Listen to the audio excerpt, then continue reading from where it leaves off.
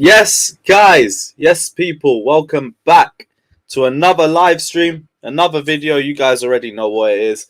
We're going to be talking about all the latest transfer activity surrounding your gargantuan world champions Chelsea Football Club. Big up everyone that's locked in. Sorry we had to push the stream back a little bit. Had to eat. It's as simple as that. I just had to eat. I didn't have enough time. But yeah, better late than never. In the words of the great Matisse, lateness is greatness and all of that. So yeah, big up everyone that's locked in. Like Blue Notes is saying, hits the like button on the way in. So we go higher up on the recommended. And there's more viewers that hop in as well. Press the subscribe button as well if you guys haven't done so already. We are racing to 30k at a rate that we haven't moved that in the last year. So big up every one of you that's been subscribed. All the new subscribers, big up yourselves. All the old subscribers as well. Big up you guys as well because you've been here from the start. But yeah, smash the like button, hit the subscribe button. If you want to guarantee your comment gets read, drop a super chat. It helps out the channel as well. And as always, we always appreciate it. But yeah, plenty to get into. Slanina's got the here we go. We're going to talk about that. There's the Fofana situation, Werner, Vardiol. Who else have we got? Links with Adama Traore and Frenkie de Jong, which I do think is a little bit of a repost, but we'll talk about it just for the sake of talking about it. And yeah, plenty to come into as well. The stuff about Pavard, lots of news. So big up everyone. We've got over 100 of you guys in here. Let's try and make that 100 likes. We're going to talk about all the topics before we send the link out to the rest of the panel as well. And yeah, let's get into it. What are you guys saying? Big up Ilyas, King of the Thing, Ryan, Deals, Harrison, Daddy Tuchel. That's a mad name. King of the Thing again. Musa, Walter. Who else? A1 Designer, AW Designer, Liam Lane, that one dude. Big up everybody that's locked in here. And yeah, let's start off with what should we start off with? We can talk about this Fofana thing because the Fofana thing is I like it and I'm interested in the player as well, but I just don't see any realism in this sort of deal. Let me just get the quotes up quickly. Bear with me for a second. Big up Alex. Jester said you forgot Kepa and Cho. I didn't hear anything new on Kepa except just the same links to Napoli.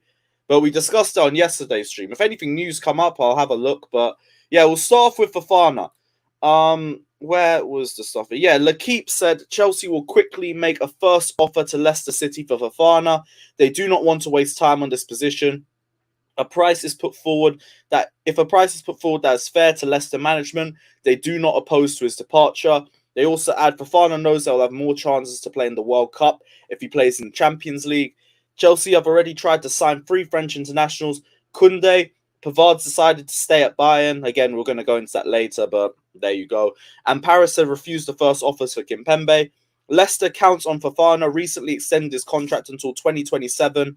Fofana arrived in the Premier League 2 years ago for 35 million euros from Saint Etienne. That puts the price tag on a transfer that won't go below 60 million euros. You're going to face competition from Man City and potentially PSG as well. And Fabrizio also adds to it saying negotiations with Leicester will be difficult and is yet to be seen whether Chelsea comes with an official proposal. Now, let me know you guys' thoughts on this Fofana transfer, but for me, I think it's just so unrealistic.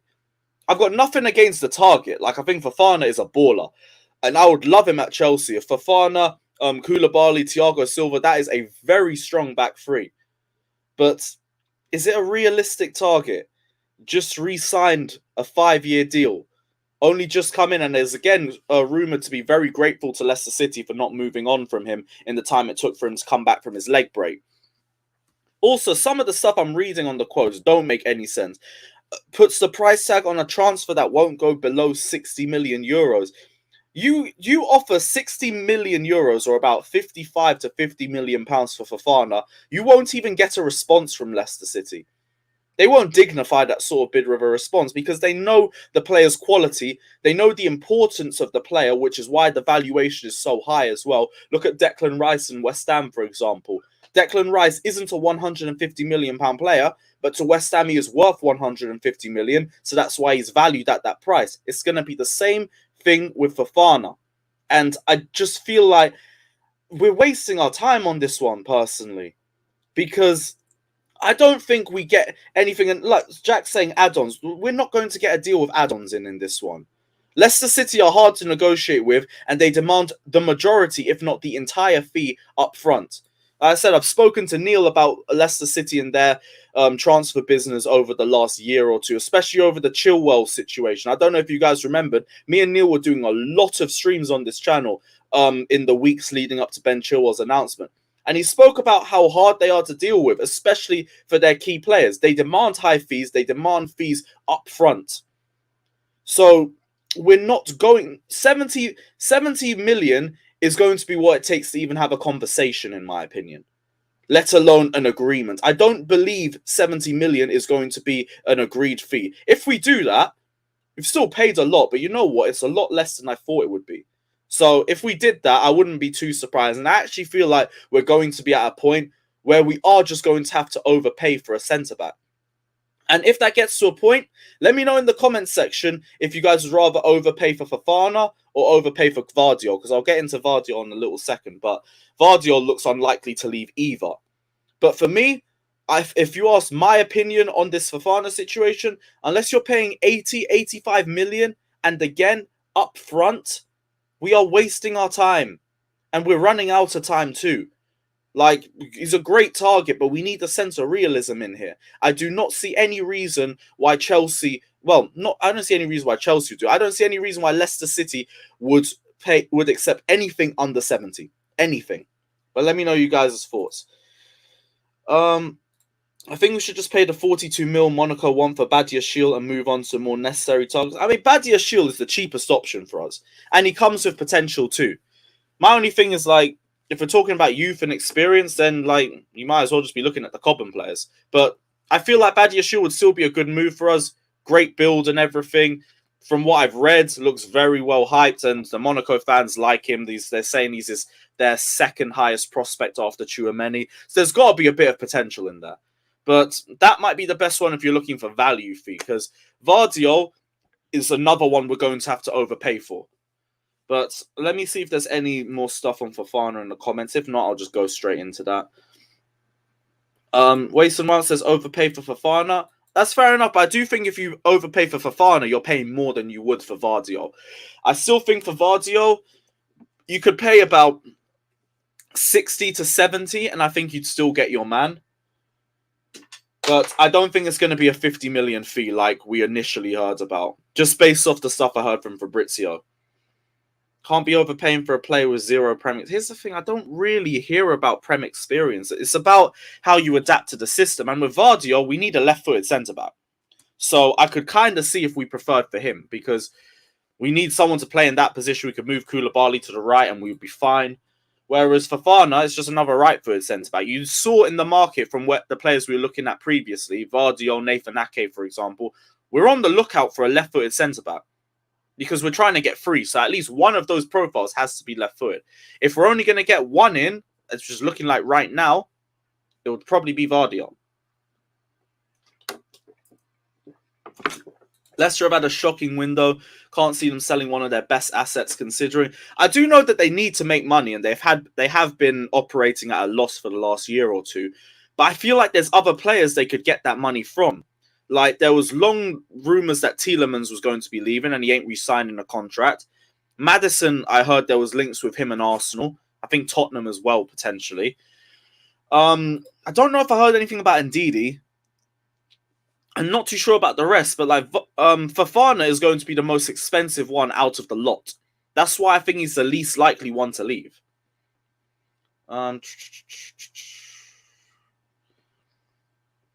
70 mil is not overpaying for Fofana due to his 5-year contract. 70 million is not going to be what Fofana goes for, in my opinion, though. I think he's going to go for around the 80s. Maybe the high 80s. I think if we got him for 70 million, it's actually not bad business. It's knowing how hard they are to negotiate with. And also what he has shown while he's been at Leicester City so far. 40 to 50 mil plus Werner will be enough, I think. From the sounds of it, though, I feel like Werner is going to be in one deal. And I feel like if we're going to do something for Vardiol, it's going to be on the other side. Let me go to the Vardiol stuff quick. Fabrizio said Chelsea are trying for a swap deal with Leipzig, Werner and cash for Vardiol. Sky Sports Dutchland also says Juve is definitely interested, but at this stage, Werner is too expensive for them. Leipzig still has very good chances. You can really imagine to come back. Minslav, I don't know who the fuck that is pushing this transfer. Talks about a loan. Leipzig and Werner gets warmer. But I also read that Werner is considered untouchable. Not Werner, fucking hell. Vardiol is considered untouchable by Leipzig. And Fabrizio Romano said that as well. Chelsea made a new attempt to sign Vardiol in a swap deal with Werner on loan, but Leipzig have still no intention to sell him. More possibilities will be discussed. Pavard backup option, but as we already heard from other sources, he looks to be staying at Bayern. And Fofana is a top target, but Leicester City want to keep him as well. Which is why I'm saying if we want one of them, we're going to have to overpay for the pair. Well, for one or the other, unless you want to overpay on both. But then we're spending about 150 million on two centre-backs, which I still wouldn't say we would do that. Leicester won 60 for Maddison and 40 for... See, that's more realistic. Way more realistic to see either of them go than see Fofana leave. Thunder Road, I ain't going to be doing a Euro final watch long. I kind of forgot it was even on, but we'll be on here for the first half or something, so I'll have it on in the background or something. But yeah, Vardiol doesn't look like he's for sale, and like I feel like if we're going to do it, we're going to have to pay among the likes of about 60, 65. It's going to be a bit lower than Fofana because euros to pounds, which is why it might be a better value transfer. And again, we are looking for a left-footed centre-back.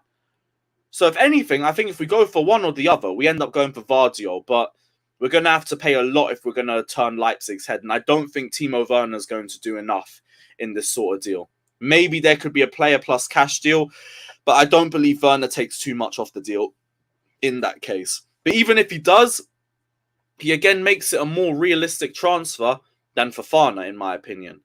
Like I already said, we are going to have to make an offer well above market for either Fofana or either Vardiol. Or we're going to have to look for a cheaper buy and hope that they fit in. And I'm not really as keen on the second option because we don't have a director of football. So I don't know if we're going to be smart if we get a cheaper option. So it might just have to be one or the other. And I'm fine with that because either of them is quality. And they strengthen our defensive backline. And as soon as we do that, hopefully we can look at other areas of the squad. Because if Werner leaves, we now need to bring in another forward. Nizzy says, it's just annoying we've wasted all this time on centre-backs. It feels like there's not a lot of time, but that's because we're already on the back foot because we had the whole situation with the sanctions. We had the whole situation with Marina leaving and Czech leaving. Also, Bowley is new to negotiating with football clubs and everything like that. He's had to network. He's had to meet people and like everything's new to him and everything's new to Tuchel as well. They're both operating in different roles that they're not used to. So I'm not surprised that we've been a bit all over the place in this window. And I also don't really blame either of them. But to me, just get a forward, get a centre-back, get a wing-back, and then we can try and stable ourselves for this season, go into the next summer window, and then have a much stronger window without having to worry about these sanctions or any of this bollocks that we've had to deal with this year. Skriniar, exactly. Skriniar is an option for me because he would cost about 55 to 60 million. And I'm not even sure if that's euros or pounds. But again, the euros to pounds could mean it's a bit lower than what we'd anticipate we'd be paying for Fofana. And he's got experience, one of the best centre-backs in Serie A, same as Koulibaly. Different sort of centre-back to Koulibaly as well. Brilliant back three. And again, an upgrade on the back three that we had last season. So there are other options there. Like, I feel like, well, let me know one out of the three, whichever one you prefer. I just think Fofana's the most unrealistic one. Harrison says these clubs are harder to negotiate than Lewis asking Louis to stop holding everyone's cash. You motherfucker. That's a good one. Yeah, anyone talking about playing a back four, until we get a midfielder in, that's not happening. And what was it? I saw Frenkie de Jong links come out again, but it just feels like a fucking repost. Like, I haven't heard anything new on it. All that I saw was from Sports saying Chelsea have communicated to Barca they'll make an offer for Frenkie de Jong immediately. The player would prefer a move to London over Manchester.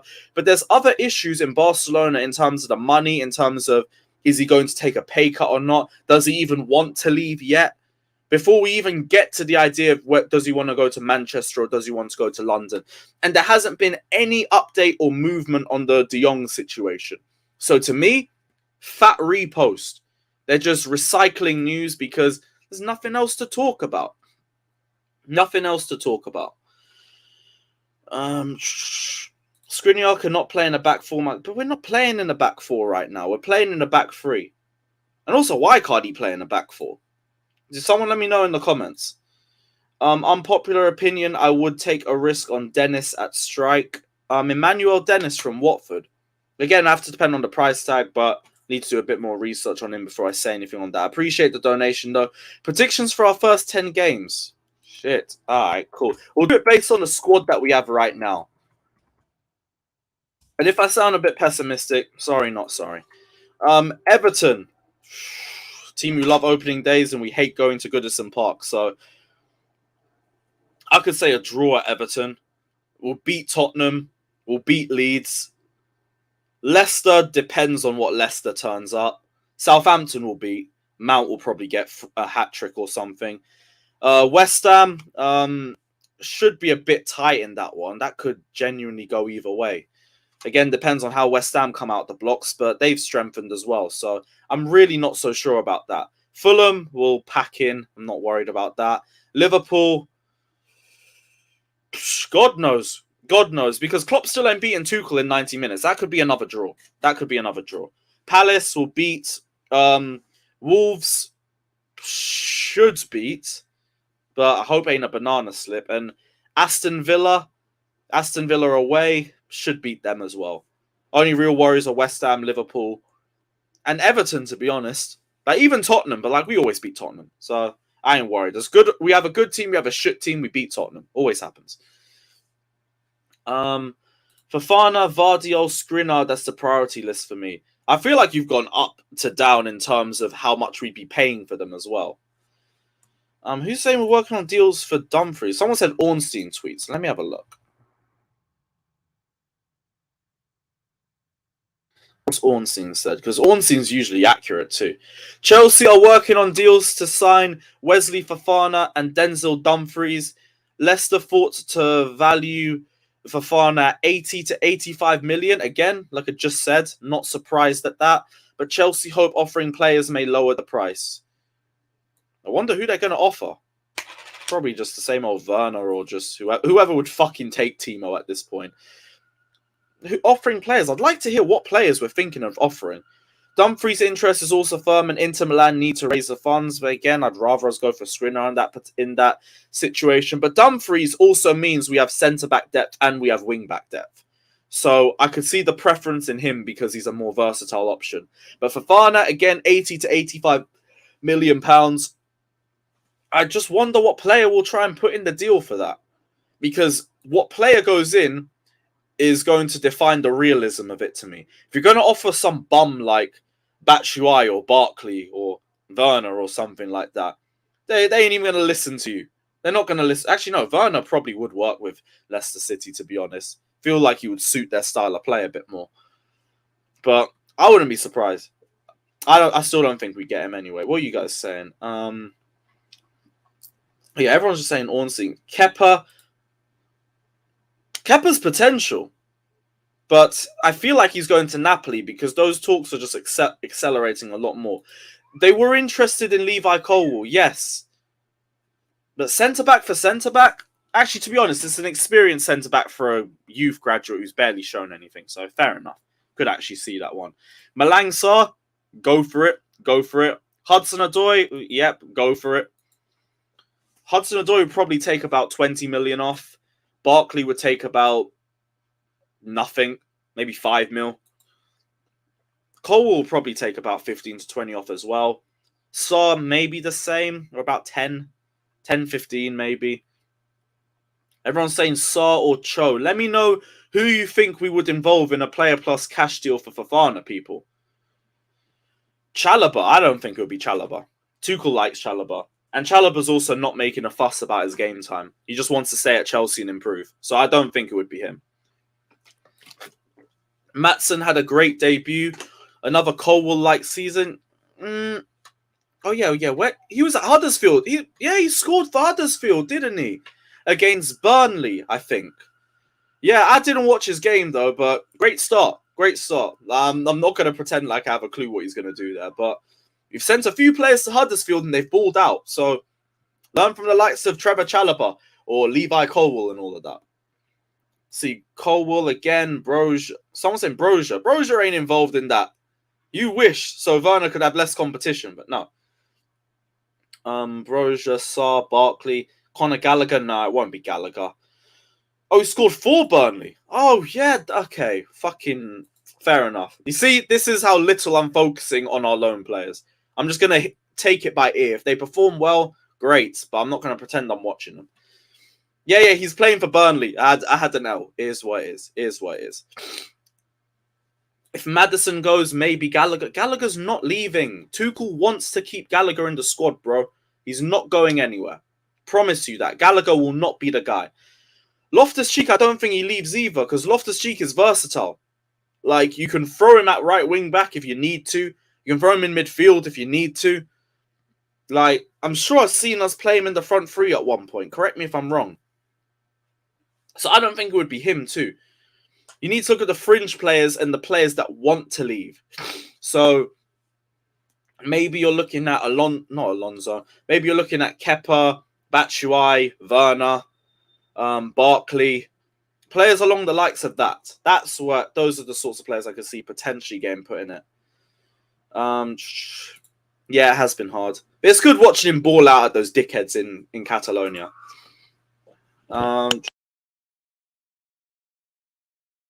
We should just sell Gallagher. He doesn't fit our system. We're not selling Gallagher. He's going to get given the season. And give him time. Like, I know he's not had the best preseason, but he still only just started out for Chelsea. Let's give him the season before we say anything.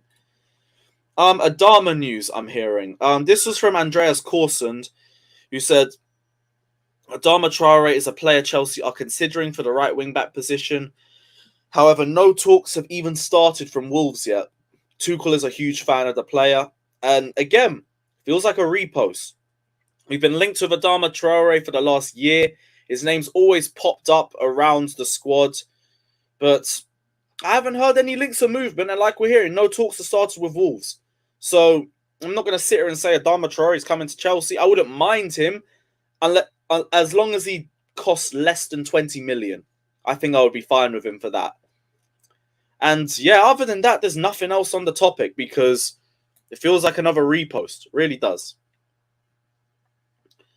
Oh shit, we got 500 of you guys in here. Let me guess, we ain't hit 200 likes. Yep, we ain't hit 200 likes, people. Guys, run up the likes, people. Please. Please. Why'd you guys make me beg? Every stream I'm sitting here, basically on my knees, saying, smash that like button. Just hit the button. Like, make my weekend, please. We take Maddison at Chelsea. Maddison would be a baller for us. And again, might help our creativity in the squad too. But I haven't seen any talks from Chelsea being interested in them, so I don't think it's happening. Jess is saying drop the thing. One sec, I'll put the link out. And we'll see what everyone else is saying. Give me a sec, guys. I'm just going to send the link out. While I'm doing this, smash the like and subscribe button, as always.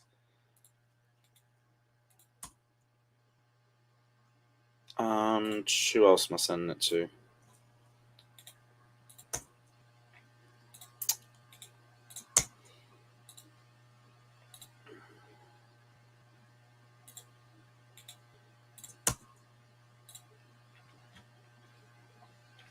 And yeah, that's the last two. Perfect. Right. Oh wait, forgot C1.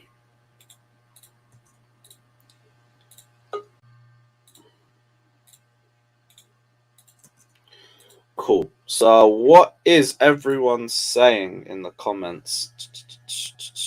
Everyone's saying drop Ornstein. Yeah, we've already seen that, but we'll get back into that again. What are you saying, Jesters? You all good? Yeah, I'm all good. What about you, my brother? It's been a while. Yeah. There we go. Yeah, that's better, isn't it? Yeah. What are you telling me, my guy? Just go off the news I've seen from Ornstein. 80 to 85 million for Wesley Fofana. What's your thoughts on it? And do you even think it's a realistic target for us or not? Well, I mean, if that's our number and we want them, it's a realistic target. But who knows? Again, Leicester always set a high price for their players. Always do. I mean, Maguire 80 million. Chilwell was supposed to be around the same mark if we remember. The issue with, and this could work in our favor, Leicester have to sell a player, have to have some sales for FFP. They have to sell somebody, and they're overpricing everybody in their squad. They want 60 million for James Maddison. They want 40 for Yuri Tillemans. 40 million pounds for Yuri Tillemans. It's just for me. How long's Tielemans got left on his contract? Is it 1 year left? I think it's 1 year. So 40 mil for someone, 1 year left on their contract. Still seems like more of a realistic number for him. Yuri Tillemans ain't worth 40 million if he had. Yeah, Yuri Tillemans is not worth 40 million if he had 5 years left on his contract. He's not that good. Don't rate him like that. I just thought he dipped off this season. No, he is. If you watch him play for Belgium, if you watch him play, he loses. You talk about Conor Gallagher losing the ball in bad positions or not progressing the ball properly. That's Yuri Tillemans. Yes, he can hit a strike from outside the box every once in a while, but that's not that's not what you want from that position he's playing. So for me, I wouldn't even want him at Chelsea. So if you get him, you're getting a B-Tech player. And Maddison for 60 million. I mean, I guess English tax on that. Yeah, hefty English tax. You already know what the deal is. Homegrown and everything. Always adds another 15 to 20 mil. Yeah, I think Newcastle's putting they put a 40 million pound bid in for him. They didn't even. It was get rejected out of hand. They're supposed to come back with a 50 million pound bid. That's going to get rejected. They're going to have to go all the way up to 60 million pounds for Maddison to get him going. Now you got to remember with these transfers, they're all majority everything up front, or the majority up front. I think it's because it's a Premier League team to a Premier League team. I think any of that. I think they have to have a certain percentage of, or if not the whole thing up front. There's no. I think that the rules are different when you go from Premier League team to a Premier League team than going outside the country. So, yeah, I mean that's true. I believe that's somebody can correct me in the comments if I'm wrong. I'm usually not wrong, so you might want to make sure before you correct me. Oh, can't be asked, bro. Nizzy says Slonina, our new Courtois, on loan to Madrid in January. On loan to Madrid? Why would we send him to Madrid? And why would you want him to play? He ain't even sniffing the first team in Madrid. Have you watched a bit of Slonina? Because I haven't got a single clue. I just know he's got a high potential for his age, and that's about it, really. Yeah, he's an 18-year-old goalkeeper. Okay, that's all it needs to be said. Goalkeepers don't develop at 18. I mean, they're not what they are. Have you watched him play? Do you have any idea, a little bit? I ain't got a clue in it. A little bit, not much, really, because I don't watch a lot of MLS because it's you watch European football and then you try to watch MLS soccer, and you're going, yeah, this is doing my head in because there's too much horrible play. It's like watching the championship. So, and he plays for Chicago, and I have no affiliation or attachment with Chicago, so I've seen him here and there. It's a good keep. Again, what can you say? He's 18. So he's not going to be, even in 5 years, he's not going to be what he's going to be as a goalkeeper, because they get better like wine. They get better with age, right?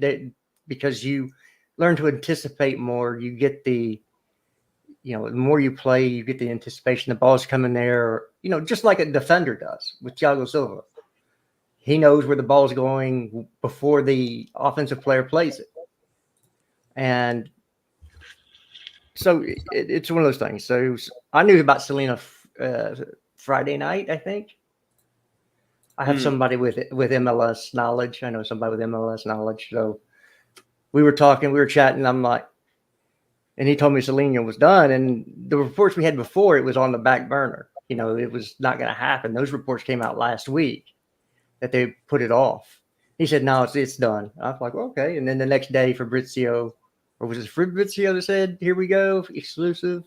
And it's not an exclusive. There's people in the States know about it before it happened. But I didn't come out and say anything because who cares? He's not going to be here till the 1st, and then he's going on loan someplace. So what does it matter?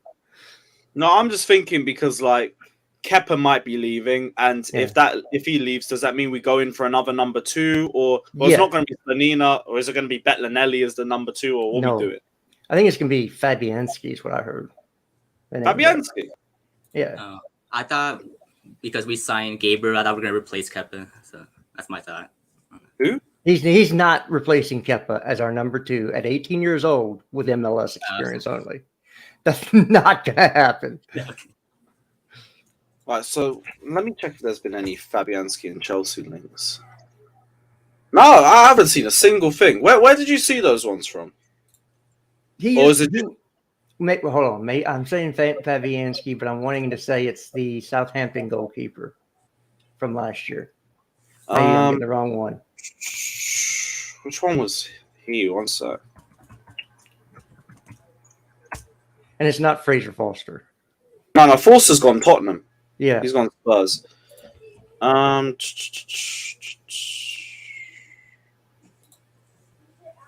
Let me have a look quick. No, wait, so if Foster's gone, then who? It's McCarthy. Excuse me, it's McCarthy. McCarthy?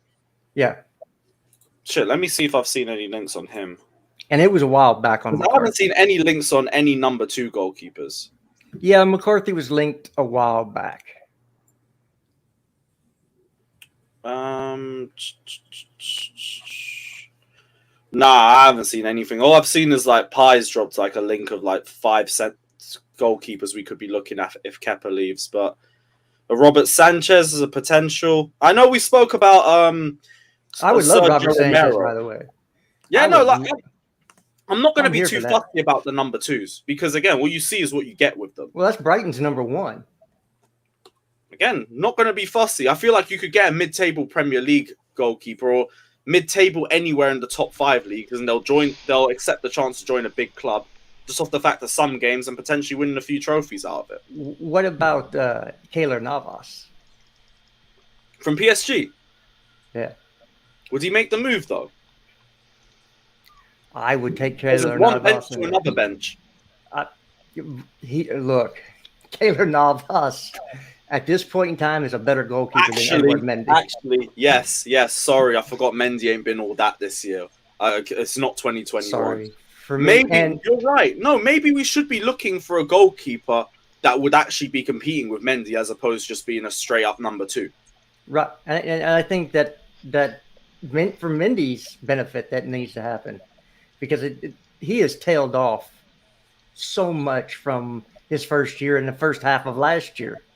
The second half of last year, after AFCON, he was pants. And then he's looked that way in the preseason. And at least Keylor Navas can kick a ball. That's... I know he's getting distribution from the back. Yeah. I think that, Thomas, we can give Mendy a contract if we want to. You give people contracts because it raises their value as well. But I'm not the biggest Mendy fan, as everybody knows. I think he's got some holes in his games, and since our back 3 at the second half of last year was not great, and somebody's got feedback again. So probably me. One sec. Question: how much is Mendy getting paid? Not a lot.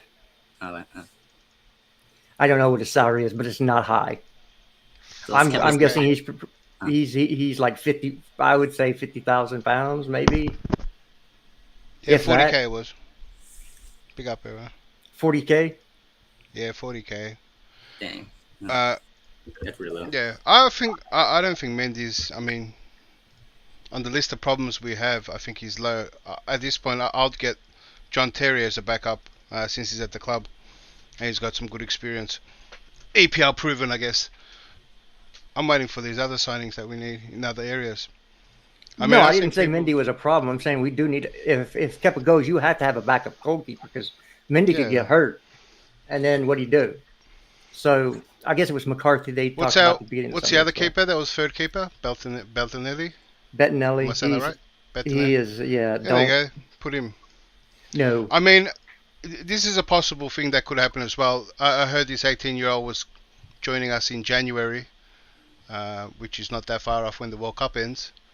We could probably make do for a couple months till the World Cup starts, and then he joins the team, and then work it out next year where everyone goes, where he goes on loan. Since he's joining in January, will a club take a goalkeeper mid-year? I mean, is there someone that's going to be needing a keeper mid-year from January? Well, you never know. Again, he's going to play a full season in MLS because we play in the summertime over here. Because in the wintertime, it's professional. It's American football, and plus there's too many cities that you couldn't play in because of snow. I mean, have nonstop. I mean, especially we have teams in Canada. So yeah, I get that. My question was that because he was joining in January, where can Chelsea loan him off to? That might be a hard. He might stay with us for the rest of the season and then work that out next season where he's going to be loaned to. And so we don't buy a keeper this season and we buy one next season. No, if Kepa goes, and it looks like he's supposed to be going to Napoli, most likely, you have to bring in a second goalkeeper who you don't mind seeing between the post if Mendy goes down. And you're not going to put that on an 18-year-old. No. They 18-year-olds third keeper. Well, then you gets promoted to second. No, he's not good enough. You don't want to put Bettinelli between the post. Bettinelli couldn't even best Kepa for number 2. I'm good. Yeah, no, he's yeah, but that's a lot of an people emergency goalkeeper. That's like a third quarterback playing on an I NFL team. agree with you. What I'm saying is that if you're trying to get in their mindset on the priority of who we're trying to bring in and what position, how much to spend, if they can make do with what I suggested and they throw their money elsewhere before trying to get it, that might happen. That might not be a priority for them.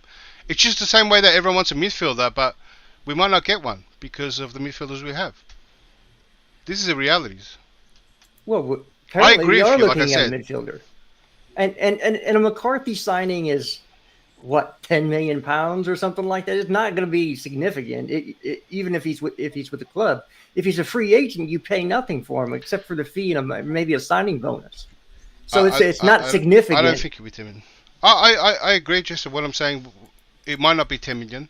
We're reaching the stage of the window where everything we're going to have to overpay for everyone, and that comes to the last week. Clubs are going to give us it's happening now. Clubs are going to give us high quotes because we're not going to give them a lot of time to replace players as well. And maybe now's not the stage, but we're about 4 weeks out now. So each week, it keeps increasing. I won't be surprised if that scenario I gave that happens, but I do agree with you. If Kepa goes, we need to get someone in. I just gave you a scenario that could happen because they don't see it as a massive priority. Well, it will be a priority if Kepa goes. They bring in a number 2 goalkeeper. I tell you that right now. It's going to be a high priority because you have to bring one in. It's kind of like the same way we went with no depth in wing-back and then we got injuries and we got crucified for it. If they want to play the risk of hoping Mendy doesn't get injured, then they might do that. I think we should get a new goalkeeper regardless. Mendy of the last couple of games, of the last couple of months, hasn't been too solid. and he can be. It's a bit like when at Arsenal when they got Leno and who did they had? They had Ramsdale. Ramsdale. Ramsdale automatically replaced Leno, and Leno was just a good shot stopper. And I think we need somebody like a Ramsdale, somebody who can control the ball at his feet. Because the goal, I think even the goals that we conceded against Udinese, the goal, I think that Mendy could have saved that, And that He handled that poorly. Both the parry and the shot and the rebound shot. Yeah, we should be looking to replace Mendy. This should be his last season as number one. No, but this is the thing. Like, we have so many other areas of the squad. This is my thing, though. We have so many other areas of the squad that we have to focus on. Yeah. Are we really going to add goalkeeper to it as well? Not this summer. I'm saying about next summer.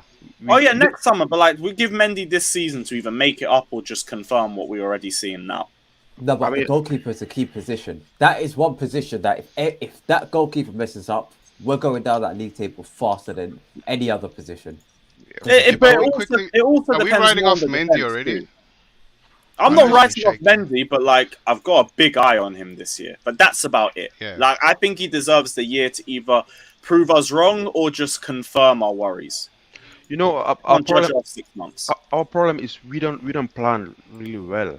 Like look at Thiago Silva. Let's go over to last season, right? He's gonna be 38 this season, right? Let's go last season. Who is the replacement for Thiago Silva? He's 37. See? No, I'm talking about last season. Let's forget about this summer. Last season it was Christensen. See, you're talking about a guy that didn't sign a contract that we lost for free. You see what I'm saying? We don't plan really well to move players. No, but that's not our fault. That's not Plan for the Hold season. on. Let's just stop this right now. The people who did that are no longer running the football club. So why are we going and playing history? That's what I said. That's why we can't say that's a thing that we always do. We've got new ownership. No. That's why I said let's go last season. That's why I said this summer is different. I know what I'm saying. I'm saying in the past we have not been planning really well. We have players. We don't face them out. We don't face them out, and we start doing that with Mendy. We should get a keeper. If the guy, the Chicago Fire guy is the guy is the real deal. He's not going to be. He's not going to be in the squad for next season. No. If he's the real guy, if he's the real deal, Courtois play really early at Atletico. If he's the real deal, then we should be getting him ready for next season. But that's Atletico, and we loaned him to Atletico, and he started. But it's like he's gonna come to Chelsea in January, and he's immediately going to get loaned. Yeah, and he's probably going to go to a championship club. I would imagine. But if he's the real deal in 2023, we should be getting him ready because he's 18 years old. Let the guy grow, man. So was Courtois. How do we know he's the real deal? You think he's gonna be starting game in and game out at the top level at 18? Not necessarily. Well, you're saying if he's the real deal, like we gotta give him a few years, let him have a loan spell or two, and see how he develops in England, and then we can make a discussion as to whether Slanina's gonna play for us week in and week out or not. We need to get a more experienced option. Like Jester said, Keylor Navas. I think that's a great option for us, party, because we need someone who's going to compete with Mendy, not someone who's going to sit there and be happy to warm the bench and play the cup games. I need competition. And even Slanina ain't going to be competition. If Navas is going to a club, he's going for first team spot. No, who? Keylor Navas? Yeah, I mean that's how good that is. He shouldn't be a bench keeper or a second keeper. I agree with you, but yeah, we need somebody to come in and light a fire under our starting goalkeeper right now because his level has dropped. Nobody can say his level has not dropped. Whether it's fixable or not, we'll see. That's why you have a coaching staff. But his level has gone down. Yeah, just that comment I meant that he might not want to come if he sees he doesn't have the first team spot, and but unless he can see he can take that spot, then he might come. But like, that's what I mean. Like if there's another club that desperately needs a first team keeper, not someone to fight for position, then I can see him going there. Well, obviously. Yes, but it depends where that team is, what that team is involved in. Keylor Navas could come to Chelsea and start in UCL and play Champions League football because that's what you usually do. He could play all the cup games, and get his time in. I mean, he's at toward the end of his career, but he's still a brilliant keeper. For me, that's somebody you bring in and say, look, competition time. Whoever's playing, if we're talking about meritocracy, which we've all been told that's what this team is all about. So if you're playing better than the other person, you get to play. Of course, I don't believe that because there are certain players that continue to be on the pitch, but that's a different story. But Keylor Navas, for me, I've watched this guy play internationally because he plays against the U.S. men's national team, and he is hard to score against. I mean, the dude, even at his age, he is. So I would take him in a heartbeat. Trent says Uncle said don't trust Twitter about Koundé rumors. What was that about? Koundé coming to Chelsea or Barcelona? I'm not sure. I don't know what to do with that. I don't know. This seemed direct at you, so I don't know. But I appreciate the donation anyway. I need to ban the word Koundé from this fucking comment section at this point. I'm so sick of hearing about him at this point. And just a final reminder, everybody out there, when I say something about transfers, it's coming from a journalist. It's not coming from me. I have no sources in Europe. Zero many. Okay? So me as well. So, so if you want to banter me about me reporting something that a reporter on Twitter tweeted out, I mean, your life must be really boring and sad. Right, that's all I got to say. Nah, fair enough, man. You deserve the right to respond, of course. Lewis, question for you. Go on. Who would you rather have in cup games, Kepa or Mendy? Cup games? Oh, Kepa all the way. Kepa. But that depends if he even stays here, because I might not. Yeah, I just think he wants to go, so let him go. Joel says would take Aubameyang at Chelsea. In a heartbeat. Again, would be a better forward than what we have, but you need another striker that plays off the shoulder. Yeah. First of all, Aubameyang would fit exactly what Tuchel wants from that position, and second of all, the guy he's down tools at Arsenal because they were not doing anything, but he's still an amazing player even at his age, and it's not like he's played a lot of international football because Gabon is not a powerhouse in Africa, so it's not like they're going deep into competitions. Or even if they in AFCON? Were they in AFCON? I don't recall. Let me have a look. He's better than what we've got, but I would not guys. That's not a high bar, yeah. I wouldn't buy him. Honestly, I would not buy him. At his age as well, no, I wouldn't buy him. We were talking about bringing in Cristiano Ronaldo and Lewandowski. Yeah. Ronaldo and Lewandowski is an exception. Those are guaranteed finishers. Aubameyang misses a few chances as well. We're going to get frustrated with this guy. I know we are. That center forward position. If you're not gonna get an exceptional player, we should look for a long-term solution because I am not going to be picky over our forwards with what we have right now. No, I know our forwards are shit. I know that, but we're gonna be getting a forward every year. You're retired. Okay, even better. But I ain't gonna be picky about any of them. I'll take Aubameyang in a heartbeat. Plus, the win trophies at Chelsea, and I can flex that on Gooners, and we're all happy.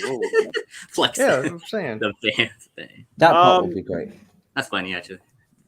What were you guys' thoughts on the Vardiol and Werner apparent player plus cash deal? Even though it sounds like Leipzig do not want to sell Vardiol at any costs. Do you guys feel that's going to be another case we're going to have to overpay, or do you think it's just we're not getting the player and we might as well just try and move on to other target? Well, here again, when a team comes out and says, "Oh, the player's untouchable, we're not going to sell him," that means you haven't met their price yet, their valuation. That doesn't mean they won't sell the player, because I guarantee there's maybe this many players that won't be sold, and that's it. Everybody has a price. If somebody comes in with £100 million for Mason Mount, he's leaving Chelsea because they'll be like, £100 million? See ya, out the door. Not 100 mil. I'm sorry, not 100 mil. You're gonna have to roof it. Mason Mount? No way. A lot more. Okay, than I that. just thrown a number. What I'm saying, I'm using it as an example, not to I say know, that anybody should. Everybody has a price on their head. If you meet that valuation, the club's going to go, well, we love you, but love that money better. See ya. It just is what it is. That's the business part of this game. And people need to understand that loyalty to a club is a thing of the past. Loyalty to a club is a thing of the past. It's all about business. Each one of these football players is a business unto their own. They have outside dealings they have. And if you go for a high valuation fee, your marketability goes through the roof. And you're able to make more money yourself on the outside because people don't pay £100 million for shit players. Well, at least they try not to. Unless you're Chelsea and find him Inter. But he's gonna go back to Inter and ball this year anyway. And I hope he does, because it means he stays there. And we don't have to deal with an even more washed Lukaku coming back the next year and trying to fleece him off on 325k a week. Okay, everybody's debating the price I put on that. Dude, it was just an example. You open up a can of worms, mate. I don't know what their valuation you got people would be. so rattled over it. You got to open up. I'm telling you guys. An example. Guys, we're just talking for the sake of it, but let's be real. Mount has a price tag. If someone drops in 100, 120 million, don't think Chelsea will say no. Because they would. They wouldn't. They would not say no. It's not for sale at any price. I don't feel like there's ever really been a case for any player. Even Eden Hazard at his prime. 1 year left on his contract. We've got rid of him for 160 million. Yeah. So everybody has a price. It just depends on how big the price tag is. Like, you could say an unrealistic price tag, and yeah, fair enough, but still a price tag. And everyone has a price tag. Yeah. That's fair enough. If somebody comes in for £100 million for Reece James for that positional group, you're going to sell him. I don't think so. You're going to sell him. £100 million. He's goodbye. See ya. No, come on, folks. It's not about. It's not about heart. It's about head. When you're talking about, because for £100 million, you could buy. No way. Two replacements for Reece James. No. Do you think Arsenal will sell Saka if £100 million someone came in 100 mil? for Reece James is okay? Yes. It's not okay, but £100 million for Mason Mount, let's get him going. Both of them are not okay. Reece James is probably 100 mil and Saka would leave. Arsenal would sell him. Yeah, 100%. I think if he didn't want to leave you. If he didn't want to leave, that's different, because then they got to go into talks and everything like that. But I don't think Saka would want to leave anyway. But if a 100 million bid came in for him, Arsenal would accept the bid. English tax. No, I'm not saying we are Arsenal. I'm just saying it fits into the point. Everybody has a price tag. I get what you mean. Regardless of the player. Unless you're like Lionel Messi or something like that in your prime. But even Leo Messi went. Messi's contract expired, didn't he? His contract expired. He had a get out of jail clause, effectively. And then they're talking about bringing him back. Which do you know what? Yeah, would be all-time fuckery, but I don't know. Let me check. For me, Neymar was sold. Yeah, that clause, Lewis. He says right. Yeah, his contract expired. He was a free agent. Wasn't Ronaldo sold? Or did his contract expire? Did he go on free? No. United bought him for, I think, 30 mil. No, to Juventus from Real Madrid. Yeah, no, Real Madrid bought him. No, Juve bought him for around 80 to 90 I think it was 80 mil. Yeah, it was 80 mil. So if Ronaldo, some people's GOAT, can be sold, anybody can be sold. Everybody has a price tag. Of course, but it has to be ridiculous, which is why it comes down to the realm of almost untouchable. Yeah, because untouchable because they would demand a lot. That's what makes them untouchable. Yeah. Well, look at Mbappe from PSG, that offer, the Real Madrid offer. What was that, 180 mil? Final year? The year before. I think so, yeah. And they said he didn't have a price. Yeah, but like when you're talking about Mbappe, you're talking about one of the best players in the world. And that one, you could understand an even higher valuation on him. But again, it's like you drop 200 mil, and then it's a different talk. Let's be real. Neymar cost 222 mil. Yeah. So everyone has a valuation. It's just the realism of it or not is what makes him untouchable or not. Also declared, we can kind of hear you heavy breathing a bit. Try to come back from the mic a little bit, please. Lewis, let me ask you this. What was the reason like Tuchel doesn't rate Neymar or want him to come to Chelsea? Because like there's something that happened between both of them and PSG. I don't even think we were like seriously linked with Neymar in all honesty. Like there was just rumors, but Chelsea didn't go in for anything. There hasn't been any talks. That's all it's really been. I don't think there's been any from the Neymar front. It was more of a hope, if anything. But yeah, Werner, I feel like might be more of a separate deal. I don't think it's unlikely we get Vardiol. I think it's more likely we get him than we get Fofana because I think the price tag is just going to be way too much.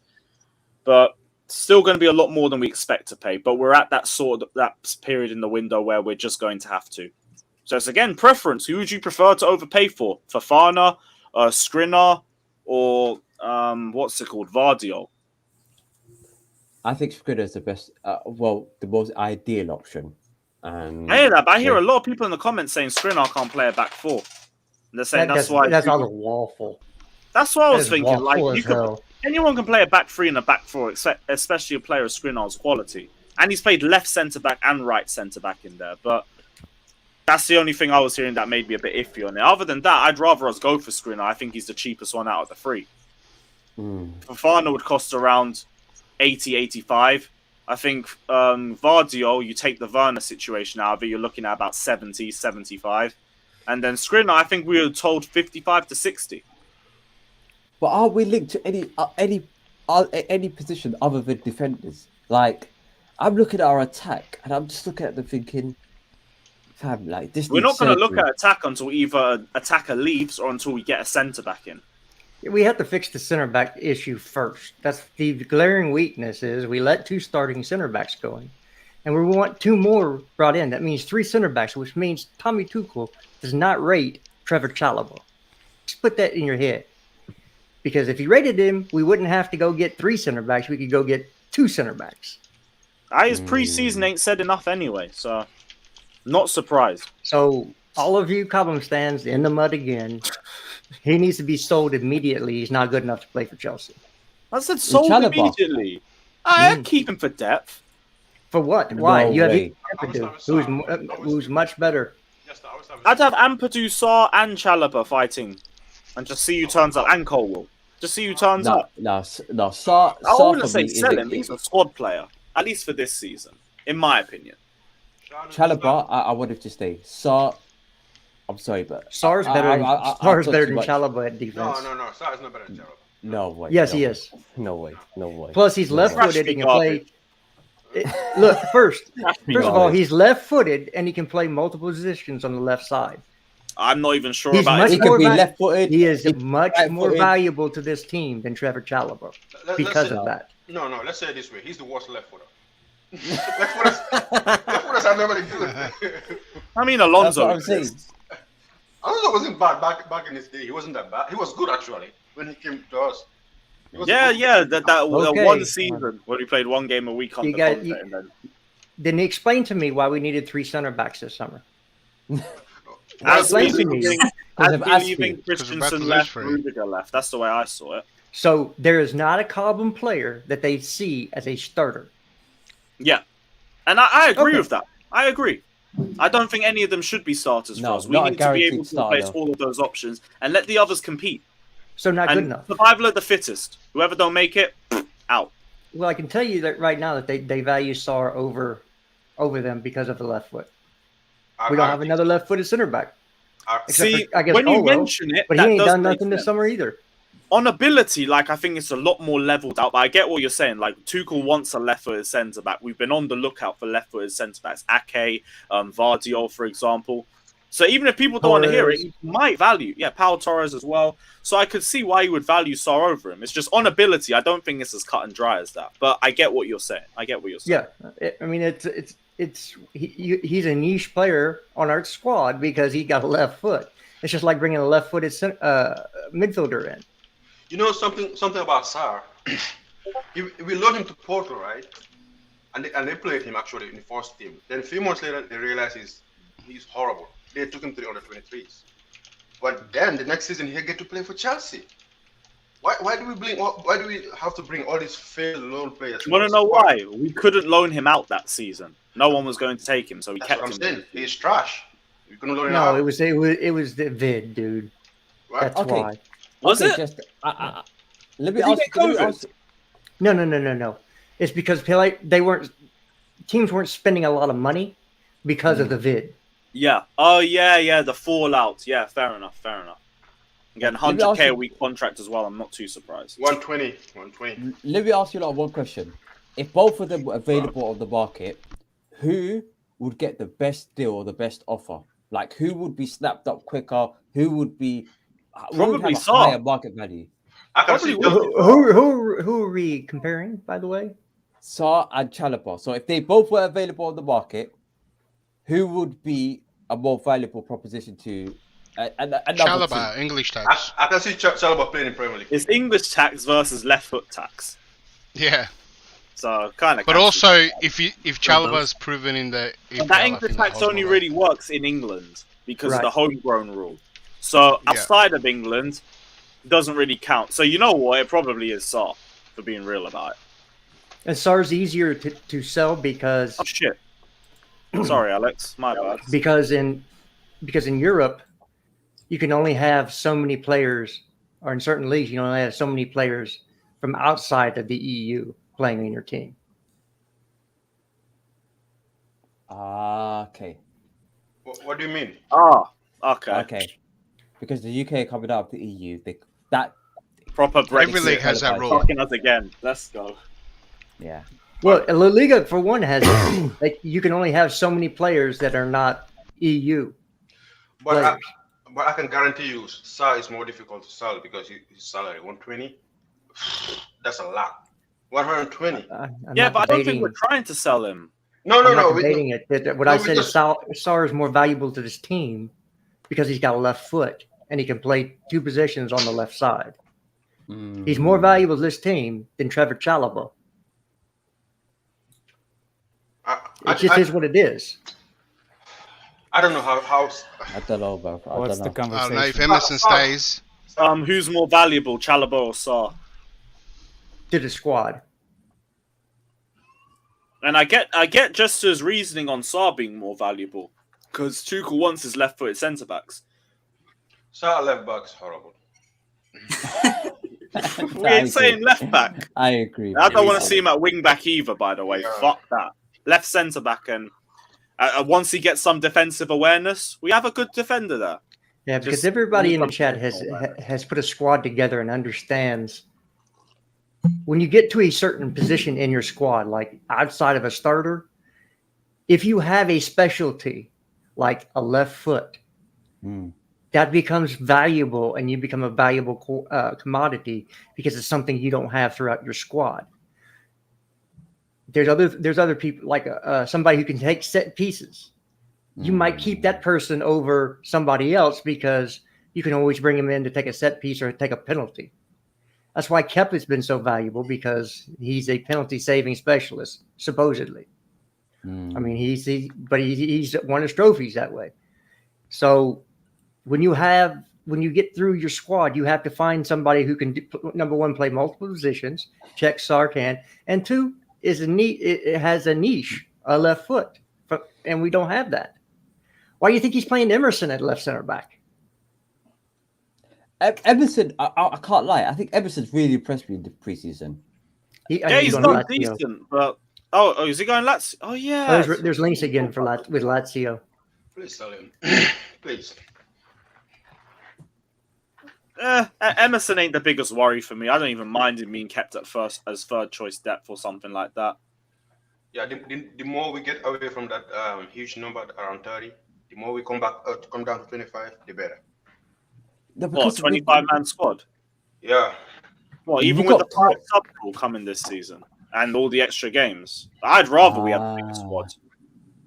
I remember Emerson played well in one of the Champions League games we played. I forgot what game that was.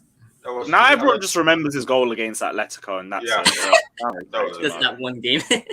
No, but him and Kennedy have looked fairly decent in this pre-season. I can't lie.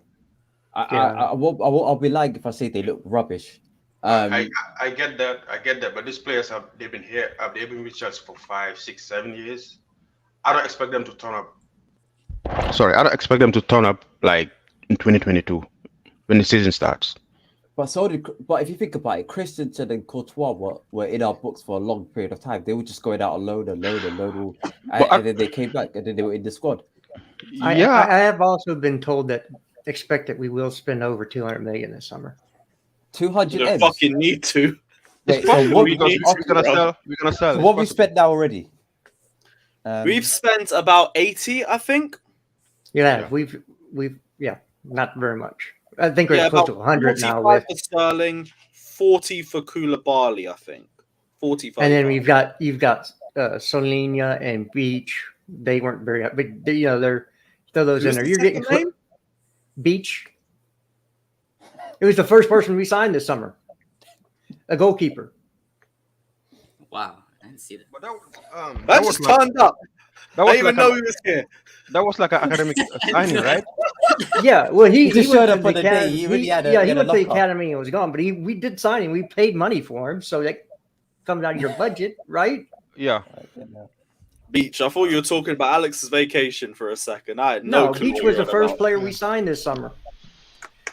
Mate, genuinely didn't even notice it. Didn't even notice he turned up. Why would you? He's not going to be with the squad. I think he's with the development squad. No, but like same thing with Slanina, but at least we heard like here we goes and shit like that. Even though we know he ain't going to be with the squad. It was at the beginning of the summer. We talked about it on this channel. We have to make a lot of academic signings because they are depleted. We made like 5+ academic signings. They were not good last season. So we have to fill the void. Alex, you look like you're having fun down there. Oh, brother. and Amari Hutchinson. We signed Amari Hutchinson as well from Arsenal. Same academic signing. What kind of? I don't understand the conversation. Sorry. The conversation is who's more valuable to the squad. I know that, but you don't know why. That's the conversation. Yeah. That's it. I don't blame you. I don't know Rahul Rahman says Fofana. Tell you the truth, for physicality, I will take Sar. For capability, I'll take Chalobah. See, that's a better way of looking at it. Chalobah is. I know people complain on Sar, but I think Sar is better for me than Chalobah as of right now. Chalobah, I can see the improvements. I just see Chalobah making mistakes that really, really young people do, and that's a good thing that you see the young mistakes because he can improve on those mistakes. Sar, for me, he's better suited as of right now. That's as a backup to the backup. Don't say that or whatever. Yeah, that's a fair point, Alex. If he's in a squad, he's in a squad. I'm not gonna be upset about it because we still play those League One championship teams, and he can play it. But he's not gonna start. Chalobah, I think the right side of the defense, Chalobah is way farther than the left side. For the left side, we don't have a depth in defense. For the right side, we have a little bit of depth. As much as you want to say Chalobah's side can be played by Reece James, can be played by Spilicueta, can be played by Koulibaly, can be played by what's his name? The midfielder though. What's Ampadu, not Loftus-Cheek. Loftus-Cheek in the center back. Are you kidding me, man? Don't do drugs. No, like right wing back. I think you could right back. We're talking about right center back. Oh, right? Okay, cool. Chalobah's not playing right wing back. Rahul says for Winter Surfer, come talk to me. What are you? Why? Fucking. Hi, Andrew, get in here, bruv. You're in the group chat. Rahul says Fofana can play for 10 years, worth the price over Skriniar. Man, would actually all be of a worth sudden it. I'm a Sar raider. I rate Sar because it's oh my god. That's why I think that conversation was moot point. Well, there was one that needed to be had. Back one over the Yeah, other. because I'm backing There was one other super chat as well. That's actually a good point though over Fofana over Skriniar. I can hear you on that. Might be worth the extra 25 mil for the longevity. TB says Sarr has the physique of a Sunday league player. I wouldn't say that. To be honest, Sarr looks a bit wham. Like he looks muscular and everything. So I wouldn't say he looks like, I don't know, frail or what would you say a Sunday league player's physique is like? I'm just saying this. Well, I'm just thinking it's not like the athletic. substitute that Everton put on the field. Yeah, no, Sarr ain't got Yeah. that sort of physique. Yeah. That's a Sunday league player. Yeah, that's a Sunday league player. Yeah, I But, would. but hats off to Everton for doing that. That's class. That's Yeah, that class. was sick. That was a great moment, and the guy Yeah, deserved next it as well. week, What was he? He was helping supplies in supplies Ukraine in or Ukraine, something. yeah. Yeah. He scored a penalty too. Oh, what a great idea! Yeah, we're gonna do that sometime this week. Brilliant shout. Okay, everybody Didn't gets a think of 3. It's done. We're doing the spoilers, man. Fuck it out. That's cool. It's cool. Yeah, we'll run that. That's cool. Everyone's saying talk about Dumfries, and like all we know is that Chelsea are in talks right now. They're working on a deal to sign him. 40 I million know euros. Inter Milan need to sell, so which means could be very likely to get him, and he fits the mold of a versatile defender for us because he can play right centre back, right wing back. I think he would cost about 40 to 50 million. And yeah, I think it'd be a good move for us. Again, it's a much better value for money option that we're looking for if we're going to be looking for 2 centre backs. So I think it would make more sense. Inter Milan bought him for 10 million last year, and they're gonna sell it to us for 40, 50. We should stop doing business with Inter Milan. They are trying to rob us. This team. They don't even look out, bugging us but off. they're coming back. Is anybody still Maybe- thinks that paranoia nickname is the bad thing? Yeah, Perfect. I'm the owner, It's a man. You gotta perfect respect one. that. I'm the owner, man. You gotta respect that. But they bought him for Yeah, 10 Maybe million. some- Dumfries like, has guy- improved. Guys No, has hey, a PTSD just from buying Don't from get Inter, me man. wrong. He's a good player. Last year, the Euros last year, he was really Don't good. get I me was wrong. impressed. He's a good He was really player. good. Ah, And they bought him for 10 million. And now, a year later, they're gonna sell him for 40, 50. We should know Because what? that's what they can get for him. We shouldn't pay that. regarding We should not go over regarding 30. Go ahead. regarding Dumfries, bro. Louis van Gaal did say that if you're not playing, the likelihood of you getting into the Dutch national team reduces. Would he come to Chelsea knowing that there could be a risk to his place in the team? Or because of that position, there's not a lot of top quality Dutch right backs or wing backs. Maybe he might be safe, but it's still a risk nonetheless. Well, he would get plenty of play time because he could play both right center back. I think people haven't really kind of figured out our system. When you have like an Azpilicueta and he's playing that right center back role on the side with Reece James becomes almost a winger in the system, and we kind of shift over to where the left center back, and the center back become a 2 going forward, and Aspie goes more and plays more like a right back. James plays more like a winger, and that side inside forward is there, of course, on the inside. So that's kind of how we play when we're on attack, and then on defense we'll drop into a standard back 3. But so that's why they're looking at Fofana, because he's got the ball playing ability with his feet. He's quick, and he can play just like Aspie does. I mean, I'm not saying he's going to be as good in some areas that Aspie was, but he's a similar profile. And then similarly, you can do the same thing on the left side if you have a left like a Gvardiol. If you brought in Gvardiol instead of Fofana, what you would do is play Koulibaly on the right and do the same thing on the left, where Gvardiol is allowed to play more like a left back than a left center back in attack. Okay, that makes sense. Because if makes you sense. overload a side, then they have to, the defense has to make the adjustment.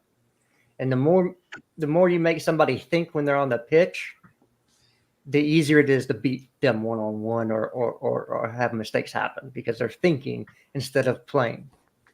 I have a question. When did Dumfries play centre back? I don't remember him playing centre back. Again, I linked you, by the way. the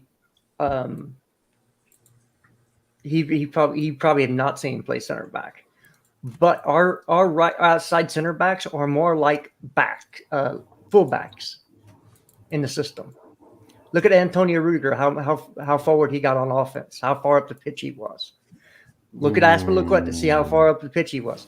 It's not a traditional back three like a Conte would play. You're allowed to be more offense and get up the field. That's why Pavard was looked at, because he was playing the exact position for Bayern in the Super Cup. He was playing right center back, got up the field, and everybody's like, no, he's playing right back. No, when they dropped back in, it was a back three. That's what he's looking for on his outside backs. Somebody who can play with the ball, good passer, can carry the ball upfield if needed. So again, it's just tactical and finding players like a Gvardiol. Gvardiol's a left back as well. I think he had more carries at a veteran center back in the Bundesliga last year, completed more carries. I'll do the research. Vardiol carries. He's a left back. He's a center back with left back skills, and that's what Tuchel likes from his outside backs. He's one of the most progressive defenders in the Bundesliga and ranks second amongst all centre backs, only behind Bayern star Lucas Hernandez for combined progressive actions per 90, factoring both passes and carries into consideration. I'll put it up on the screen for you guys. Yeah. And so that's why we're looking at these players. He's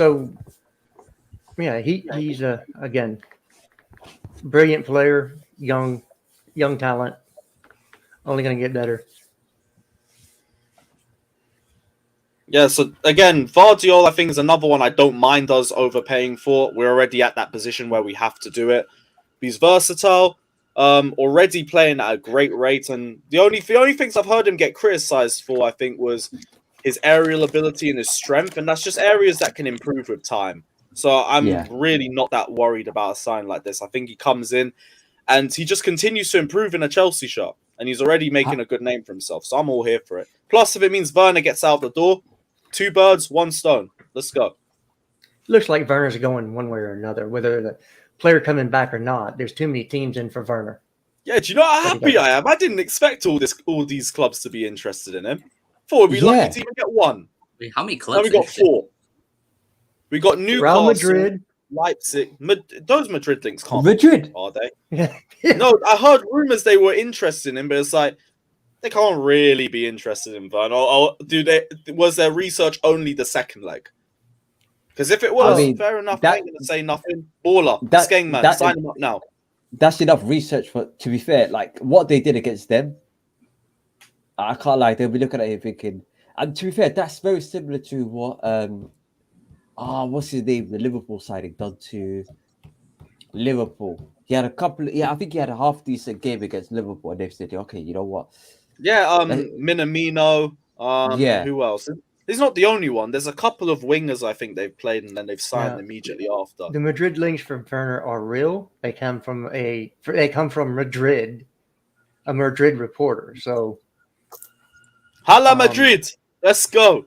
It doesn't mean it's going to happen. No.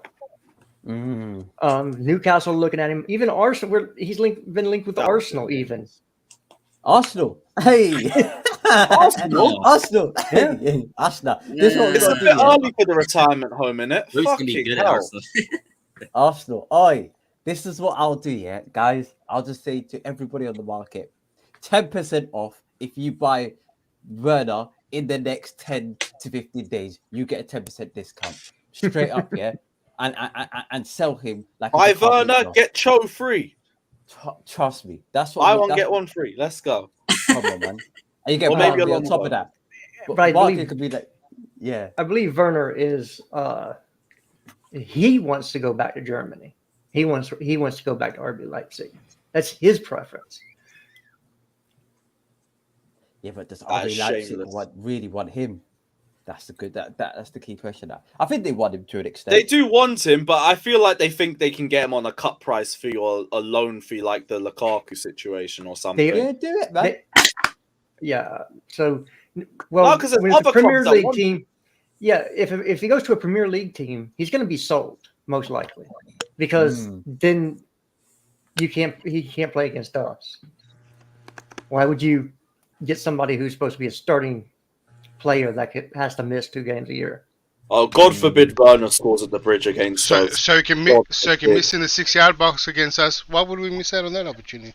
No, knowing him, he'd fucking bag 2 at the bridge against us. No, that would happen. You know that would happen. Anybody who plays for us and comes back and plays against us, they got a goal in them.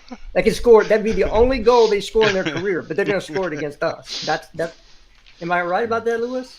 Yeah. Yep. That and the only one that didn't was Morata, but Morata tax. So even Frank Lampard scored against us. You know how bad that sounds?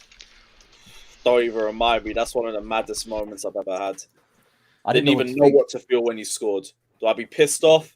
Do I be disappointed? Just don't know. So didn't we end up applauding him afterwards. Didn't we win the league that year? Yep. Oh yeah, I remember. Yeah. And I'm glad we didn't. Go on. What are you saying? Is everybody in for Adama Traore? If the price tag's good, yes. Yeah. Yes, I'm all in for it. I like as it. a win back now. Why? No, I like it. No, I don't think he can play that role properly. I don't know if y'all had this commercial. I don't know which company is like life comes at you fast, and they have the guy that what's the guy that used to be Snap? You know that Snap 90s song. Dude, do you know the age of this panel besides me and you? What's that? And maybe song, Declared. Man? What's that song? The guy that did the side to side. You're talking about MC Hammer. MC Hammer. You know, there's a commercial over here used to be comes live at you fast when you like spend all the money that you made a long time ago and you go back to back. That's how I feel about Adama Traore. Like life comes at you fast, like you going from Rafinha to all those things, and now you get settled with those kind of guys. Oh, what do you think about this guy? What do you think about this guy? Like that's what I think every time we're talking about life comes at you fast. Like, yeah, we're being humbled, literally. Look, I think Adama Traore, he's good depth for us. He fits exactly what Tuchel wants from that wingback position. Exactly. I'm not saying he's better than Reece James. Stop. But he fits exactly the profile of player that he wants at that wingback spot. And he's basically a wing price, ain't he? It'd be like 20 mil. Yeah, I'm all for that. How does he? Let me just check. How does I do agree he's better than Dumfries as a backup. Adama Traore. Not me. At least I know he played in a Premier League. Take care, Premier League is not. I know Premier League is not the. But I do think he's a little better because he played in the Premier League. So I have a fact that at least he played in the Premier League.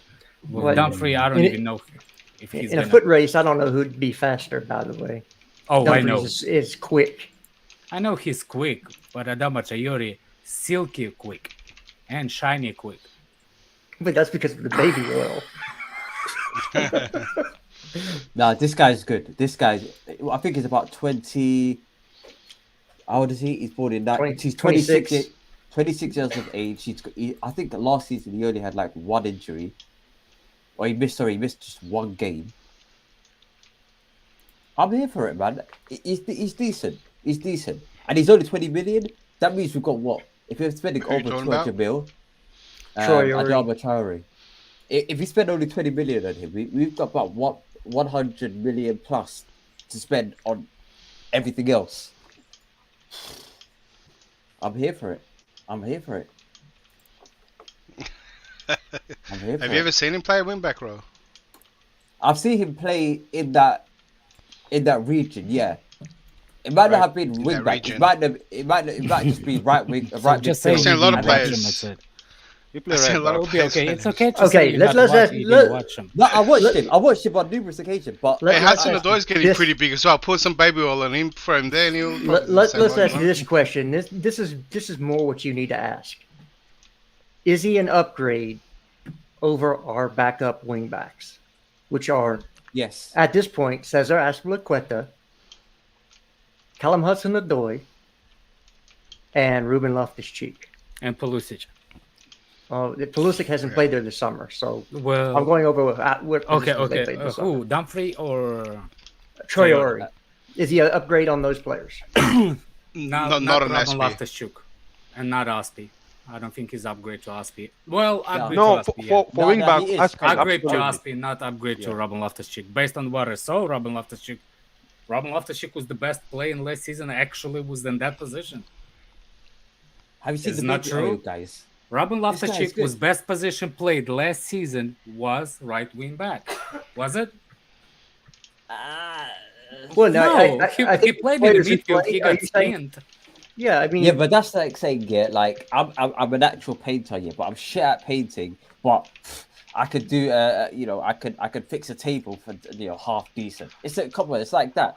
Like his You know job what? is a midfielder. He should be good at I mean, Exactly. it depends on the price, but Yeah. yeah. considering if that you our have- wing backs are midfielders. If you have a good fee for Loftus-Cheek, he should go. I get he played really well at wing back, but if you're not good You in get midfield, good FIFA. What No, do you know? fee for him. Oh, Lord of mercy. No, no worries. No, I mean, Go on, Bowley. if you're not a good midfielder, and we are banking on you playing wing back for us, if there's a good fee for him, let him go, please. Mute your Alright. mic if you're going to play with it, brother, because we can hear all that. What is that? I think someone about declared the No, keyboard. that's Alex. No, Alex's mic. Every time you bump your mic or move it, oh, we get it in our ears. Oh, I don't even know. like that. Yeah, yes. Oh, yeah. Fucking Oh, come hell. on, bro. Oh, my God. He sounds like a Okay, now I noticed it. Yeah, Jester's is probably hurting him more because he's got the earphones. Raul says Dumfries could push Reece to Madrid.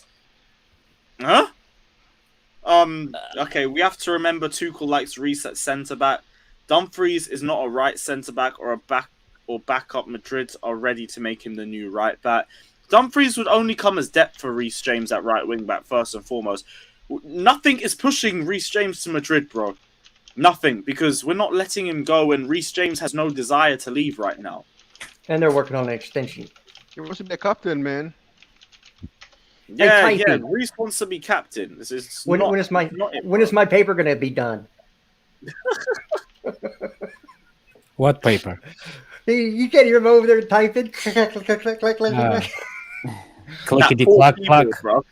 Clickety clack clack. My research Sorry, paper. okay. He's working on it. Dave Chappelle show. Working on my Clickety book. clack clack. But yeah, Dumfries isn't pushing Reece James anywhere, and Reece James ain't going to be used as a right centre back, at least not regularly through the season. You might see him play there a couple times if he needs to fill in for somebody, or if the Cobham graduates ain't showing themselves up or anything like that. But Reece James is a right wing back, and when he plays at wing back, he's our best forward. So Hold on a second. I actually will take Adama Traore because he's a big problem for Manchester City. He always been. He's Manchester City nemesis. Just for that, he can we should pay 15 mil. Just for What? that. Just for one team?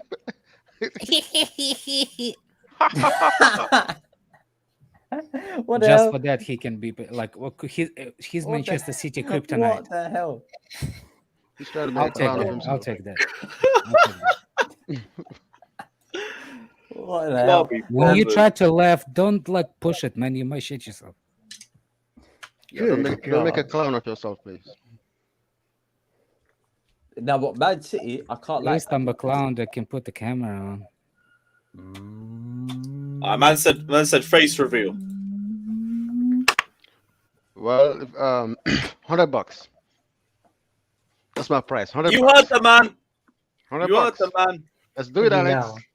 But they're saying his face is worth $100. What? We don't know that. What'd you say? What'd you say? Let- $100 will for find out. face? I $100 know my face face? isn't worth $100. That's why I show it for free. Come on, Jester. Don't devalue yourself, Jester. Come on, don't Hold on a devalue second. yourself. $100 is to kick you out. What do you want $100 for? And face reveal. Dude. That's my price. Oh. You're Let's do lucky it, my come on. wife is right here in the same room. I would have told you something. Let's do it, Alex. $100. Okay, Well, There's a cheaper things I can get for $100 than your head. but I really think that for me, I would if we're going to bring in a wingback depth, I would go for Traore. Sorry. I'm just gonna start talking about football. People just now I'm got just it. gonna start talking about football. I don't want to. Yeah, So- yeah. This is her left. This is her left. this didn't even just turn left; it just paused. Just paused. So suppose. Hey yo, no, no. Adama Traore brings us good take-ons, good crossing as well. The only thing when people talk about his end product, they're only really talking about his finishing. And when you're playing as a wing back, you shouldn't really be relying on them for finishing. The fact we relied on Reece James so heavily throughout last season is only more to the detriment of our own attack. But as a player, like Adama Traore comes in, he's a baller. I always say he's a sort of player that's as good as the players around him. No, but his As crossing long as you isn't. don't fantastic. put too we much reliance on should, him, say- he's a good we player. should use the same things for Timo Werner. He's as good as the players around him. No, because we've played unbelievable squads with Werner in it, and he still ain't been good. Like the Champions Yeah. League final, I thought everybody played well except for Werner. He was the only one that played like shit. I understand what you're saying. Though I'm just taking this. Oh yeah. All right, cool. I weren't even too sure, but yeah, guys, continue to run in you guys' questions. We'll chill for about another 10-15 minutes. I don't think there's any other real topics. I saw the De Jong talks, but I feel like that's a repost. Have you talked about Fofana thing? We've spoken about it, but if there's anything you want to add to it, go for it. I just dropped another 85 million. tweet. I just dropped another tweet. So there is could be potential deal. Is just the price now at the point, right? 80 to 85 mil, but Chelsea want to include a player in there in the player plus cash swap. But what I'm make saying, it Colwell if we're good. Or Cho. What I'm saying is like, is there like a credible thing that if I said that's not a problem, you can get him, but the price is a problem? Well, Ornstein said 80 to 85 million is the valuation for him, and he's like the most reliable source we have in the Premier League. Yeah. What I'm saying is, if we're willing to pay for what's his name, De Jong, Delinquent, that amount of money, and I think Fofana is actually quite better than Delinquent. Are they the same age? Yeah, Fofana's young. I think he's about 22, 23. So same as I Delinquent. think he's 21. Okay, let me check Google for Fofana. Either way, he's So young. they're He's not around that far off. He's around that range. I'm not saying we play. I'm not saying we're paying that 21. by asking that money from us, but that doesn't mean that we're paying for it. They ask 80 for Chilwell. Remember that, right? We paid only 50. What I'm saying is, as long as there are conversation, that price can be negotiated. No, It can be, but like Leicester are hard to negotiate with. Because Fofana is, I rate Fofana really. I didn't think we can get him. I didn't think we actually can pull that off, but I think it's a really good deal. I think it's a really good deal. Yeah, no, as a player, there's no question about his ability. I'm just not too sure about the price tag as well as the other options out there. But if we are going to overpay, I think he's the youngest option other than Badia Shield. But he at least comes with an understanding. You know what you're going to get with him. He's balled out in the Premier League. Who's the number center? Compared with Van Dijk. Who's another? Look, for me, Skriniar is the best option. But if we cannot get him, and you want to invest in the future, like everybody wants to say it, like at least we don't need to go for Ronaldo because he's gonna be stopping from the future. We need to invest something better in the long run. What Fofana is the future that people are talking about. If you set up Fofana in the defense with Koulibaly, Fury, with Thiago Silva, that's the age. That's the age that you're looking for. So here is the reason why 80 or 85 might be a lot, because there's a concern. Well, I didn't say we paid 80, 85. I'm saying like no, not drop I'm not to talking 60. about what you 60 said. is decent. Yeah, 60 is fine. That's not what I'm saying. What I'm saying is, right, he there's this concern that when he broke his leg, since he broke his leg, he hasn't played many games yet. He played only 7 in the Premier League. So that might be a concern. He hasn't played many games. 7 games because he came back towards the end of last season. What's the concern? There's no real concern. He came back. Go on. No, I was saying after he came back, he hasn't played many games yet. What's the concern? What's your concern? I don't say it's my concern. I said after he broke his leg, he hasn't played many games yet. Concern. You said, isn't it concern? And I'm asking you, what's the concern? Did you listen to what I said? Okay, you move on. Thanks. Hey, can you see the video I just dropped in chat? Lewis? Yeah, one sec. Maybe we need to have a show of you final. I'm not really, but I might put the second. It's 0-0 at halftime. There you go. Oh, is it? All right. Yeah. No. Oh, yeah. I see that. One sec. I'll put it up. It's career ending injury. Can you put the bar FAV? It's a career ending type of injury. Seriously, no, it's man. not. It's a broken leg. No, it's not because he played. I can't lie. Alex. Ligament injuries are. It's actually less than ACL. It's actually less recovery than ACL. Yep. The only recovery is more mental, like not really physical. That's the one where I think. Actually, a weight-bearing bone like a leg heals pretty quickly. No, but as in mental in terms of trusting your body again and going for 50-50. Especially 21. Yeah. Especially 21. Because like Aaron Ramsey, when he got his leg break, when he came back, he still didn't really start hitting his best form again until another... Because he's Aaron Ramsey. 3 years. No, but like it's another example of someone who had a leg break and then just struggled to come back. Aaron Ramsey broke his leg and later older than him. What was that? Well, Aaron Ramsey was older than Fofana when he broke his leg. How old was he? It depends if there's ligament damage along with the break. What type of break it was. Yeah. There's we're not going to get into medical. Yeah. With regards to Fofana, no, Ramsey was younger. Younger? Yeah, he's 31 years old now. It happened in 2009. Quick question: Should we sign Ramsey? He's on free. They release. No, 2010. He's going to the MLS. No. Probably. No. But Fofana, you know what? Fofana is a good option, but I think if we overpay on him or if we get done by him, that's going to take away the budget that we have for our midfield and our attack. And that's the part where I'm worried about. Barely even. Hold on a second. Did anybody actually spoke about the midfield or forwards? I didn't hear Tuchel say anything about those positions. No. So nothing about the midfield. So I don't think we're going to strengthen that. I don't think the position there's a budget for it in the first place. Definitely, Tuchel wants a forward. He wants a finisher because he wants the finisher, but I don't think he's gonna get it without anybody without selling one. If Werner leaves and Ziyech leaves, there will be forwards that come in. We have to wait for that to happen first. If midfielders left, we kept what's his name?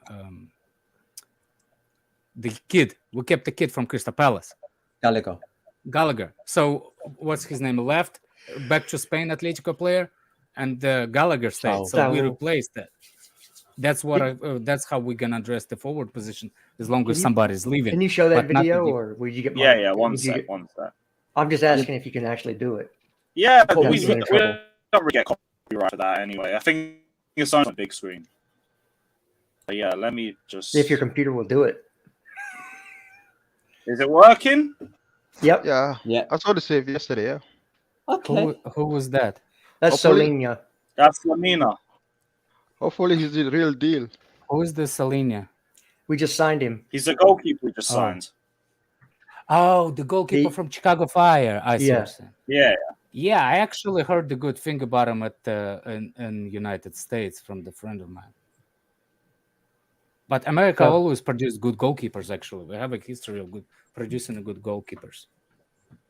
So okay, I like him. So I need to see more of him.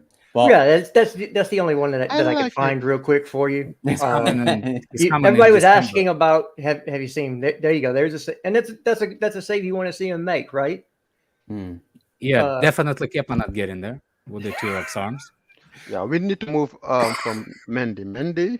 Mendy's a concern. We need to move away from him. Mendy's a huge concern, guys. I can't lie. I'm with Yeah. him. I Mendy's do a- agree. He's a concern, but he's still number one goalkeeper. Yeah, Yeah, we he's can't not. get He's not a number concern one. we're going to address this summer. Yeah. not And I even- still not think even Mendy should be given time to prove himself still, but if we can get competition, good. But I'm not looking for an outright number one. I Not also yet. think that he makes the mistakes, the simple mistakes. Mhm. My problem is your defense, your goalkeeper is good as your defense line, and they complement each other. Your defense line is good as your defensive midfield structure. So it goes 4 and 4. So the way we played last season, ending up after the Championship League with Rudiger bombing forward without leaving Thiago Silva by himself in the back, with Christensen has attention the shits and before he is about to go and play the games and stuff like that. I think it kind of like it went all the way on Mendy, and Mendy just never came back. They never kicked back in. I think it'll be all right at the end of when we're gonna get back next season. I hope so. I hope you're right. think we'll be. I hope you're right. But I do see concern. I do see concern that people saying like he's not the same. That especially that I see he's trying to scoop under him the second rebound goal, the rebound. He tried to scoop it away. But that wasn't the problem. What people pointed, that's not the problem for me. The problem for me is he didn't supposed to block that shot that wide into the field. He's supposed to let it go around the goal post. That's the number. That's the mistake. That's he palmed it back into play. Understand it. People don't understand it. The mistake was not the second. The mistake was the first when he blocked it and let it bounce into the. We're supposed to. Peter Cech used to be the best out of it. Like people, like when he was blocking the shots, the ball barely goes outside the post. You know what I'm saying? Like barely scratches, and people like, oh, he barely saved it. No, he didn't barely save it. He literally knew where the post is, so he can block it. Yeah, he guided it. Guided it around. Yeah, guided it around its post. But in terms of Fofana and Skriniar, for me, I know some people say we need to prepare for the future. Yes, you can do that, but we've not won the league in 5 years, guys. Come on, like Skriniar or Fofana? Skriniar. I'll say Skriniar, but although I think that Koulibaly, I think in a back three that ideally, since we have Koulibaly, that Skriniar is the same profile, so it's not the ball carrying, attacking type center back like you see Reece James, Ashby, like you would see a Koundé or Gvardiol or even a Fofana. I don't think they're a different profile, so I think that's why they have not really gone balls deep into Skriniar. I actually saw what you told me. I actually pay attention on Koulibaly last game. Koulibaly can go forward. Oh yeah, Koulibaly's better. People. So I don't think Skriniar and Koulibaly are actually the same defenders anymore. Maybe it was the Napoli the reason that he didn't go forward. Maybe it was the coaching thing that they didn't make him go do that. But in Chelsea, he did it. And whoever said that he does not have left foot, he's not double-footed. Hold that, because those cross passes cross the field with the left foot. If he cannot pass, I don't know, man. I don't know and what left he's faster than I thought he was. And he's fast, exactly. A lot. Did you see him do the run-throughs like Rudiger did? Yeah. I was like, and he's a better defender than Rudiger. That's when I was like, Alonso's still in this team. Because he made them stop. He made them stop. Alonso's got a good agent. I can't lie. By the way, if anybody, I'm gonna go on a little bit of my agenda. If anybody like think that what's his name, Jorginho is, go back and watch the replay of us playing, and the reason I tweeted it, minute 8 and 40 of seconds in the first half, we had a really, really good moment where everybody, all of three forwards, bombing forward because we got the ball in transition and we were about to go go forward, everybody went, and Jorginho stopped and turned it back and recycled the ball, and everybody had to go back. That specific moment, why I have problem with Jorginho. So I saw a lot from our That's the players. story of They last had year. runners in the channel, and No, they no. missed them every time. But That's been he the same did for play- years. But he did play good for the whole 90 minutes. He did play good. So, of course, it's how you say it. So Jorginho's strength, if he rested and stuff, like he can play. I got Tesco in the chat. Mad. Big up. That's the story of Shout out Chelsea Tesco. last season. Like, Yeah, lower your meal deal prices though. You're violating. Bumped it to What the 350. fuck? So the 200 million that we heard about at the beginning of the summer is number one is just a roundabout figure. It's not a set figure, but also that's money going out the summer, not necessarily the whole amount of the deals. So like if you pay a certain amount up front, that would go up against that 200 million, but the money going forward, like payment every year, is not part of that 200 million. It's the money actually leaving the club this summer. So I think I just saw an article where Dumfries and Fofana would cost 118 million pound for the two of them. You add 80 to that, 90, you're at your 200 million pounds. Okay, defense is solved. Then you look if Werner goes, if Ziyech goes, then you start bringing in forwards.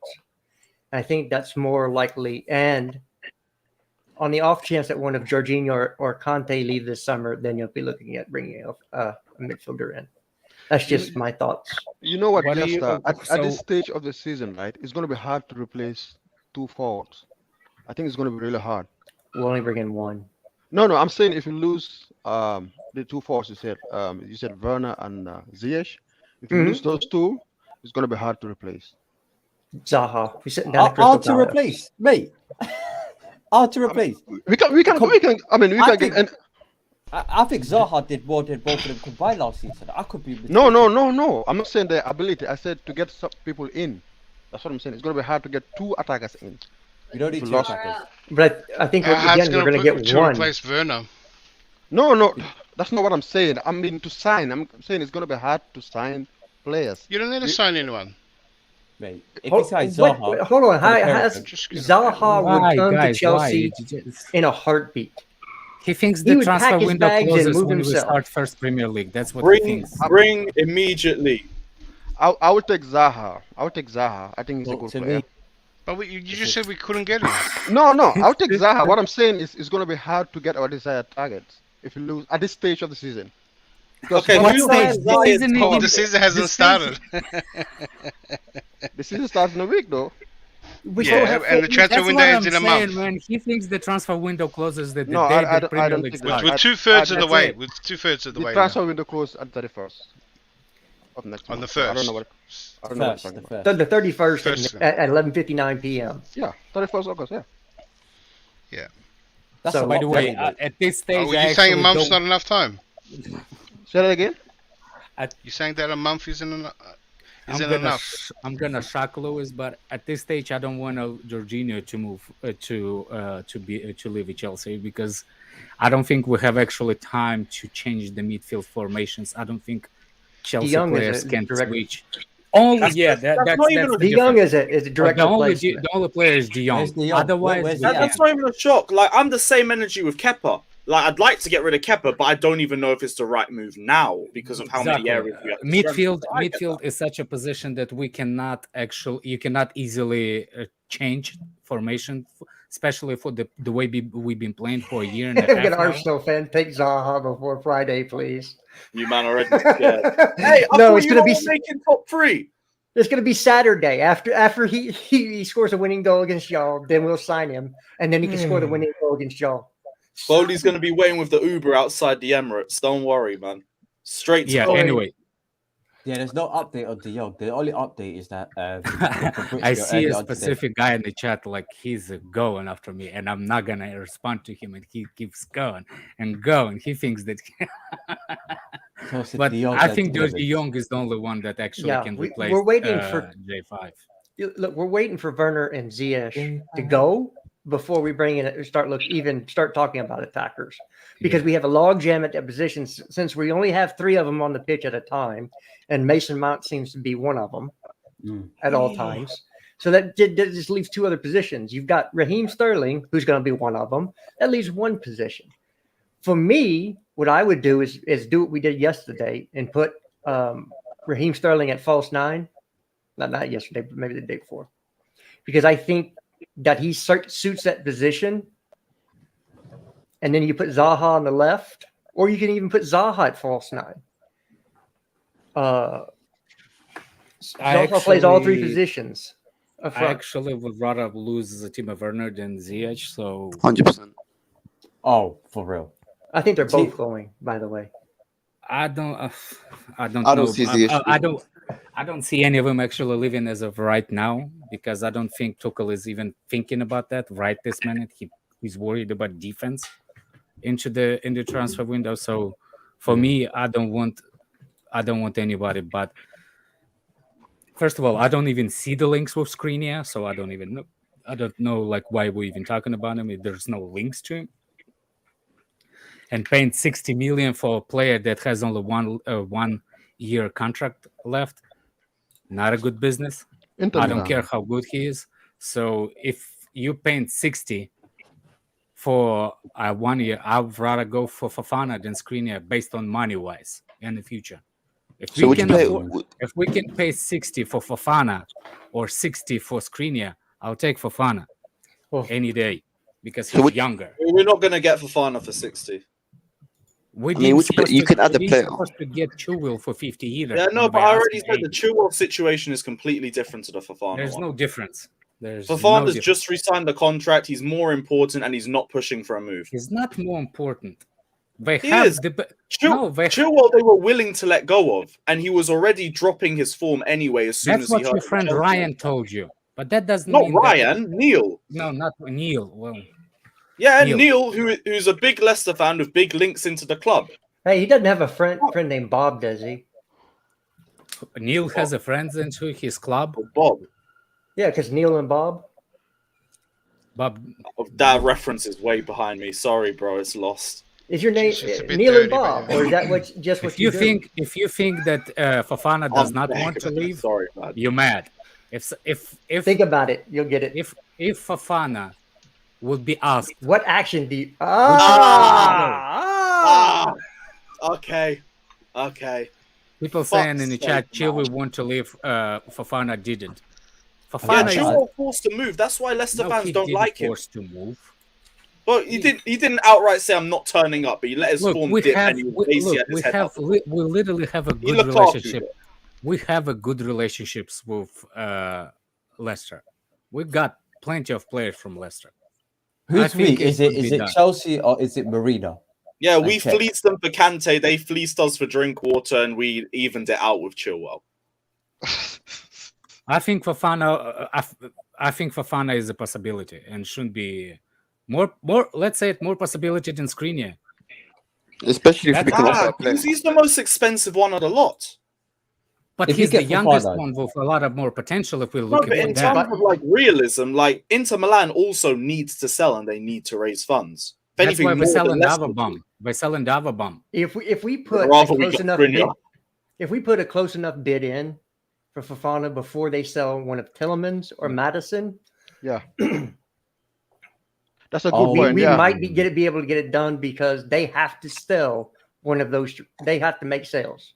It's been reported they're going to violate FFP if they don't. Yeah. I will take Skriniar if the price will drop over Fofana. Yeah. But if price doesn't drop, if you pay 60 for one, 60 for another one, no brainer. Oh yeah, if you're asking who would you rather pay 60 for? Yeah, I just don't think we would get him for 60.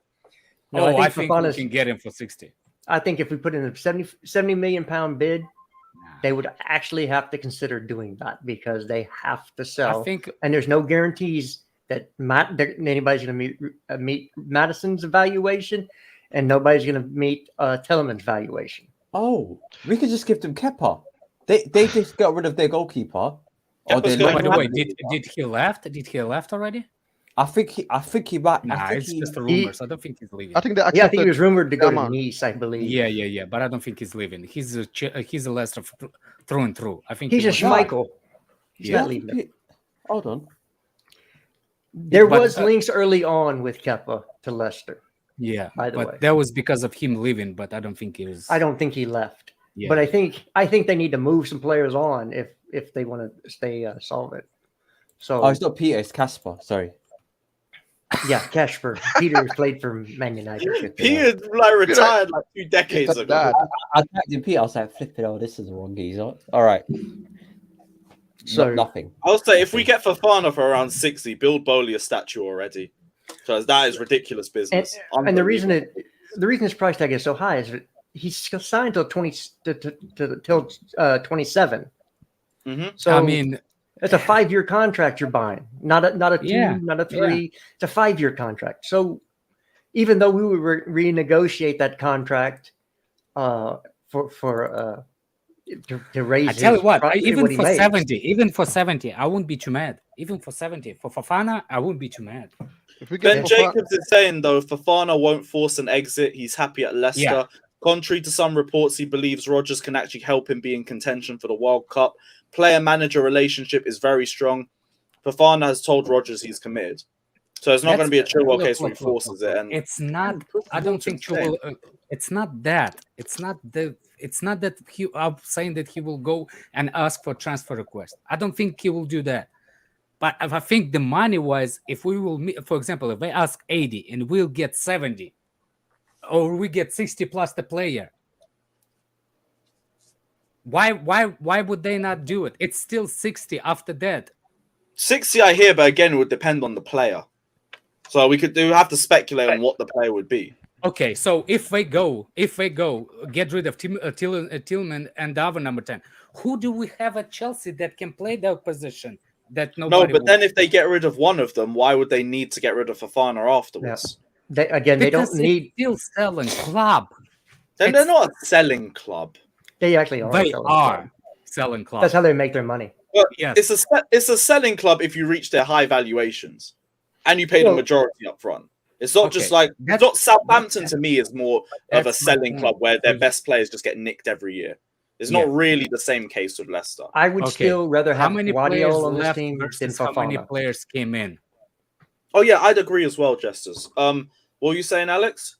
How many players left versus how many players come in, and where they buying those players from? They usually buy 15, 20 million players from other leagues, from anything like that. Yeah, you know what that is? Selling for higher good price. Scouting system. Yeah, their scouting. I wish we had. No. Scouting is good when you're not fighting for the title. You can afford to be a scout when you're not fighting for the title.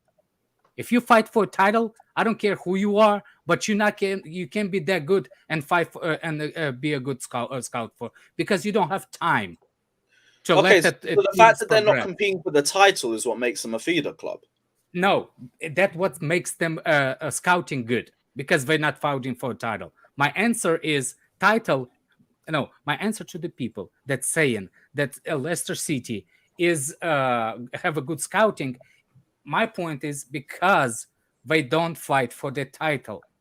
That's the reason. And that's where they're going to get. That's where they're going to get their money from. Buying cheap. I can understand because then it's more necessary to focus on exactly because they're not pressured to fight. We pressured. And they've got more time to develop, like what Dennis we don't have time to develop. Look, if we are not fighting for the title, everybody will not say sell Colwill. Everybody will say Colwill is going to be a future. Colwill and build him up. Exactly. Yeah. But we're fighting for the title. We don't have time to develop Colwill. That's why we're giving them on loan, so they be developed in other teams. That's why we're never gonna have a good scouting system, because we'll look for the best of the best. We're fishing in a different fish market. No, because you could have a good scouting system in terms of not looking for gems, but just making the right transfers. And that's something we haven't done. Like Man City. Like Man City. You're just scouting from a more elite level of talent. Stop saying Manchester City. It's not true. Why? They're the best. They're the best at what they do. They're the best. Okay. What do they do as a scouting the best? Please tell me. because they buy the right players for their system. And if they cannot get their first choice targets, they don't mind waiting an extra year. They just buy another one. Players. They can find gems like Alvarez, who seems to be doing well, or he seems like he will kick on and do well in the next year or two. Like they bought Jesus from the Jesus from the Brazil. They bought Jesus from the Brazilian league. Yeah, Haaland will probably do well for them. He'll score goals. Okay, what happened to the players that did not make it? What kind of scouting was that? The goalkeeper. Remember the goalkeeper? Nolito and Claudio Bravo. Yeah. That was his first season. Like, you're allowed to make mistakes. Did anybody peep that if Batshuayi signs for Everton this week, he'll play against us on Friday or on Saturday? Yeah, let him. But anyway, Alex. My point wasn't certainly not that. I'm not saying that they're 100% perfect, but they're better than everyone else. And you're mentioning Bravo and Nolito, and you mentioning Nolito and Bravo are two exceptions that are not. No, that's not the only ones that are. That's not the only ones. Which ones? The goalkeeper had to be changed 3 times. Bravo. Not only Bravo. Once. What's his name before the Bravo? Who was there? Joe Hart wasn't who Pep brought in.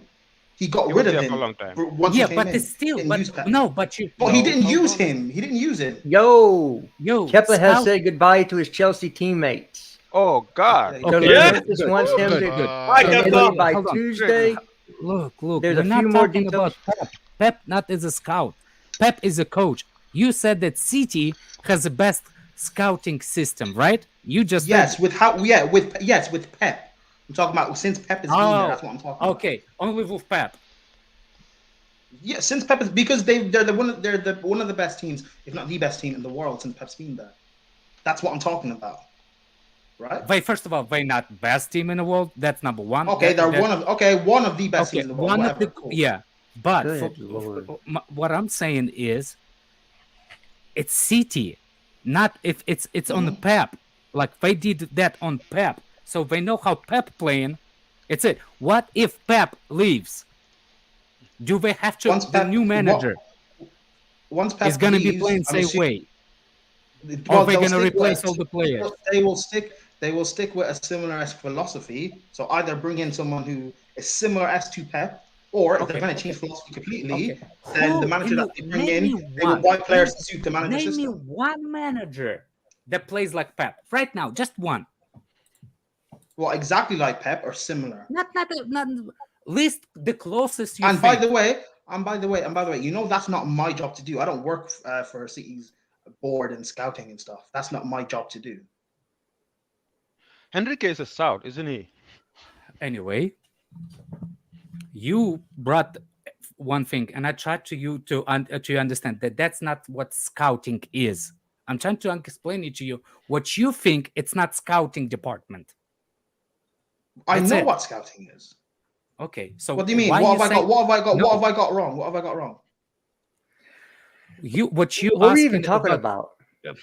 Exactly. Something about City, and then we went off on another. Why do we care about City? I'm trying to understand why you keep saying that the City is the model that we should go for, or Liverpool. I think Liverpool is more model than what Chelsea should go, not City. City doesn't. I dropped that tweet in the group chat. By the way, why don't you think City have a good model? The Kepa one.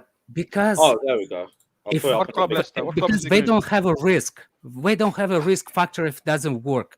Liverpool has a risk factor. If they buy a player and it doesn't work, they cannot afford to drop him and buy another player. This is the risk factor. You know Liverpool with Klopp have more duds than Pep does. You know that, right? No, it doesn't. Yes, he does. Okay, Pep, not Pep. What's his name? Klopp bought Karius, who was a flop. They bought Keita. They bought Keita, who's a flop as well. They bought Keita. Let's not make I'm going through this it. This is my why you don't understand me. I'm saying the club versus Pep. It's two different things. At Liverpool, I see Rodgers manager to Klopp. I can see the similarities going with Pep and the previous managers. Zero. So how can you tell me that City has the same way of thinking before, when they have duds like Italian managers? What's his name? Not Italian. The Chelsea striker used to be his manager that they started with. Then they went for another one, and they all play different styles. With Liverpool, I understand that because they play better with styles. They progress from manager to manager, but the style is the same. With City, they didn't. I'm not talking about what they did in the past. I'm talking about what they're currently doing since Pep's been there. And even even before that, they were still building in the back room towards getting Pep. The backroom staff and the scouts and everything that they have is what Pep was having at Barca. Like, they were building towards Pep being there. Yeah. You might disagree and say you think Liverpool are better and stuff and have their own. I don't think they are. I think City are brilliant. City don't just spend money just for the sake of it. They buy players that they need for their actual team, whether it's to come in straight away or to develop prospects for the future. Anyway, let's move on. I don't want people to be quiet, and I will talk somewhere else. Prime. I understand what you're saying, but I don't agree with it. I don't think City is what we should. That's cool, and I get what you're saying as well, Alex. I understand what you're saying. I just think I don't agree with that as well. So it's an impasse. Agree to disagree. Beautiful. Liam Lane says, looking long term, who will cover Silva? Probably Koulibaly, because he can play on either side. And yeah, but I appreciate the donation. Sorry we didn't get to it earlier. But yeah, Kepa news. The legend said goodbye to his Chelsea teammates. The Laurinaitis wants him in Italy by Tuesday. A few more details regarding bonuses to be filled between Napoli and Chelsea, but the road is drawn. Kepa is getting closer and closer to Napoli. And also, apparently, England just scored. So, yeah, it's coming home. Let's go. Proper England. Remember the last time England played in the Euros final at Wembley and went 1-0 up? Didn't look good, bro. Same. Didn't look good. Mr. Positive. But yeah, it's coming home. I don't give a shit. But yeah, Kepa is very, very close to joining Napoli. Again, means who are we going to bring in as a number 2? But there are options out there. There are a lot of options, so you don't have to worry. One ball over the top. Beautiful chip. This marks the end of one of our worst transfers. One of our worst transfers finally over. No. Kepa is gone. He's definitely been a bit shit for us, but at least he turned up in the Europa League and the Super Cup. Oh, it's not all bad memories. So who's going to be on the second goalkeeper then now? I don't know, but it's like there are plenty of options there. You could get anybody. McCarthy. John Terry. Who's McCarthy? John Terry. Southampton goalkeeper. Oh, I thought it was Jennifer McCarthy. No, Lewis. No, the answer to it isn't just to get anyone. No, because this is. No, I'm not saying the answer is to get anybody. I mean, there is a range of options you could look for. Well, no, because again, this is the same stuff that Chelsea fans were doing because Kepa was so bad. It's just like, oh, just get any goalkeeper and he'll work. We signed a goalkeeper and now we replace him. And I think the next goalkeeper we sign should be our first choice completely. None of this is to compete with Mendy stuff. As a goalkeeper, it should be your first choice. Period. But then you're going out if we're getting rid of Kepa. Option. So wait, Prime, if we need a backup goalkeeper for whatever reason we can't get one. Another area to strengthen in the squad when we're already looking at a range of areas. I think not now. Next summer. Oh, yeah. But then we got to speculate as to what season Mendy's going to have. It all depends on the season. The goalkeeper should not be comfortable by sitting on a bench. He should be upset sitting on a bench, and he should be fighting for the number 1 spot. So I tell you that's not going to happen this summer. If Kepa goes, we are going to bring in somebody who can do his job and be a backup. That's just what it's going to be. Which I don't even necessarily agree with because it's wasting money for the sake of it. Because we're going to spend money on a backup to then next summer have to spend big money on a top class goalkeeper or potential top class world class goalkeeper. Well, unless you bring in Keylor Navas, there's not very many goalkeepers out there that are at the level. I'll take Navas, the second. He's a good shout. By the way, if what's his name? If Barcelona things are true, and they try to get rid of Ten Stegen, I will look for it if it's not too much price. No, I need them to get broke so they can push De Jong out. I ain't gonna give him money for Ter Stegen. Not yet. Gotta play the long game. Stegen is not it. Ter Stegen. No, I would rather take De Jong. Don't get me wrong, but. Oh yeah, but I mean, like, if we took Ter Stegen, they now have more money in the bank off that transfer, and it means they're less likely to sell De Jong. I think we're gonna have upset a team in the first place. We have too many stars, individuals, and I don't think too many Xavi players is that they're trying to get to take pay cuts. Yeah. And I don't think Xavi is that good of a manager. So now all of a sudden he's talking about Messi coming back. Yeah, but Alex, he wants to bring the whole gang back together. I'd love them to talk to the team to tell them, look, we need Messi back, and all you guys got to take a further. I'll take Leno. Hey, if Leno is on cheap, I'll take Leno. Leno can. Another one with poor distribution. Leno, no, not Leno. Nah, if we're gonna get at least one that can play out the back, he can't do that. It shouldn't. So why we get rid? Oh, Kepa is a. Kepa's got other issues on top of that. But Leno's a good shot stopper. But the Arsenal really didn't like him because the distribution was just that bad. Might be worse than Mendy's. What's that Sunderland keeper that actually not bad? Sunderland? Oh, he left. Oh, you're thinking of Pickford, didn't you? No, not Pickford. Because that was Everton. The goalkeeper when he was in the Premier League. That's Everton. Oh, you're thinking of a recent Sunderland keeper. Recent Sunderland. There's Ava. What's his name? I think he left. So I think he. Sanchez is a good shout. Must get the Australian national keeper for. He's a penalty specialist. Yeah, there you go. Here's another thing for Celine. Slolina is 18 years old he's got the most clean sheets of any keeper in the MLS with 10 this year. So he's not coming until January anyway. So no, it's just because none of us have a clue about him. Yeah, people are asking for information. Even then, like, people should stop thinking this guy's going to come straight in. He's not going to be ready for another 3 to 5 years. He's 18. He's a kid. Because he's 18. He's a kid. I know. Donnarumma was a kid too. Yeah, I'd say 3. Within 3 years, we should know what he's saying. Donnarumma's potentially. I was talking about Bartland. Let's not compare that. Bartland. I think Bartland was his name. Butland. Was he in the? Please, no. Please, for the guy. What about Norwich? What about Norwich goalkeeper? The guy went from Premier League to League One. I thought it was someone who was like on the upward trajectory, not the downwards. Maybe I missed up with the names again. But what about the other Norwich goalkeeper? Yeah. Remember that guy? Tim Krul. Yeah. He looked like a bum last season. It's not even because of Norwich. Well, that's Norwich. Penalties, though. He was making howlers. So it's like you guys are mentioning all these bums. Just keep Kepa if that's the case. He's going. Cruel, just keep Kepa because all of tell Kepa take a pay cut and then he can stay. Ben Foster. But again, if you're only doing it for one season, if you're mentioning, I know Ben Foster. I'm the only Chelsea blogger here.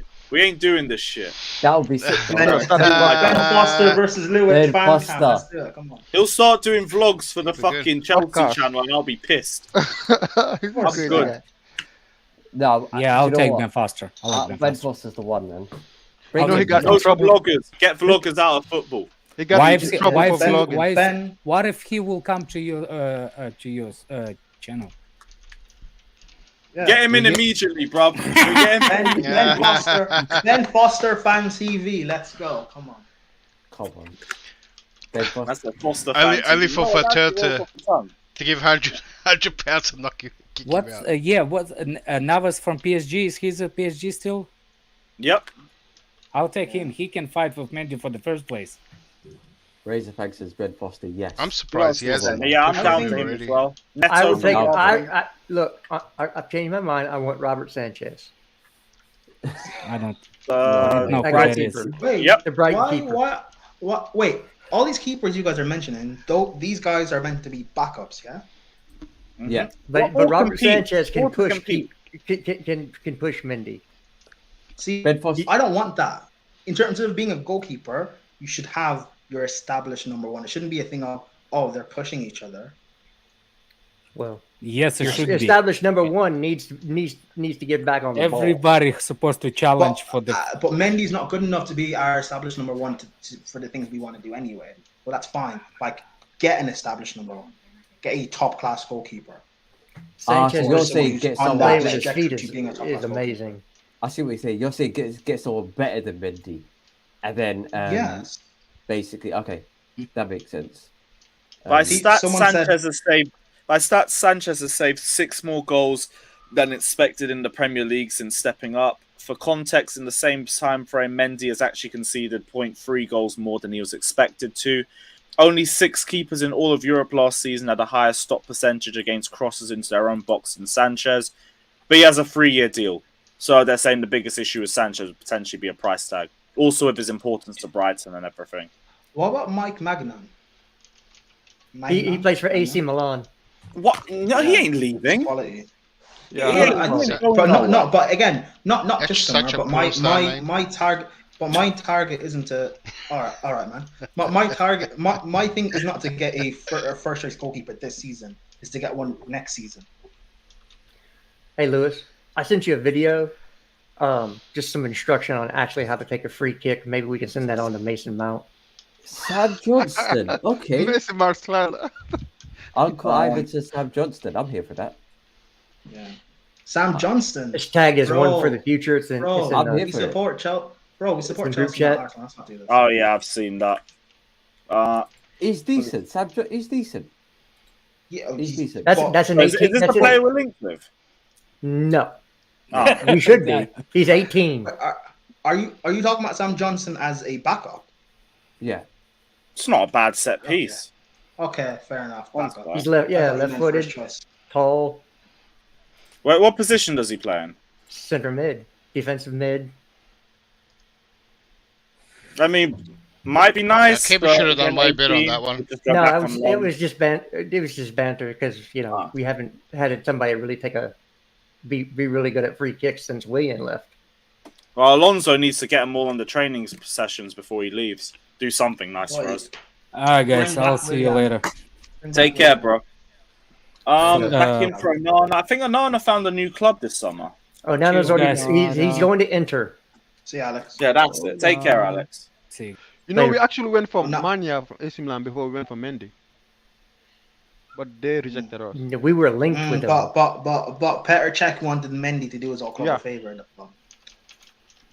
Yeah, so he was in the same academy with Kunde and Tchouameni. It was 3 of them in Bordeaux, and I think they had the same agent. I think, but then they all went to big club. Oh, go ahead. Hold on. Bill Russell passed. What? What? Who? Well, if y'all don't know who Bill Russell is, I'm sorry. Celebrity, right? NBA legend Bill Russell. He was a brilliant man. So. Oh, I know he's a black guy with the white. I don't know him, but still thoughts and condolences and everything. I'm just going to leave it at that. Yeah, I don't really follow NBA like that, so I can't say too much. No, but he was an activist as well, civil rights and so. Oh, okay. So he's done more outside of the basketball court as well. Fair enough. But yeah, rest in peace. And I think he has more rings than LeBron and Michael Jordan combined. I think he has 12. He has 11. I said 11 rings. 11. I'm hearing 11. Yeah. Alex is back in. Yeah. Well, are you Are you done with the stream? No, we're about to wrap up. We're about to. Because been going on for fucking hell, nearly 2.5 hours. Yeah. I think we've gone through everything we need to go through. Big up everyone that's locked in again. Big up everyone dropping their rest in pieces and everything in the comment section too. We will be back. Actually, I'm off to Dam tomorrow, so we're not streaming tomorrow. But I'll be back on Tuesday. Coffee shops. Coffee shop tour, man. You already know. I'll still be baked. Lewis, I'll come back on Tuesday. Lewis, are you taking Fator with you? No, I'd lose him. Why you want him for because you know what Fator's like. Fator needs. You want to know if he goes to the red light? Yeah, no, because Fator needs blue light, wherever he fancies. To go red light. Just finished. There's a blue light. What's go Amsterdam and find out, bro. Go Amsterdam and find out. I'm not going Amsterdam. Well, hopefully we draw Ajax, and then we can go again. Please. I would love to go, but you know, that ain't gonna happen anytime soon. Yeah, no, like if we're lucky in London, it's like an hour trip. There, you guys, it's like 9 hours. It would cost me like $3,000 to go. Wow. Hey, well, weed's legal where you're at anyway. There's no point. Not in Texas. Not. Just certain states it is, not in Texas. Texas needs to hurry up. I say hurry up. We need to hurry up and get it legalized. But Lewis just made a mental. Lewis made a mental note in his head. He's never going to Texas. Well, I just need to go to America. Full stop before I even think about the states. But yeah, big up everyone. Like and subscribe. And yeah, up the Chelsea.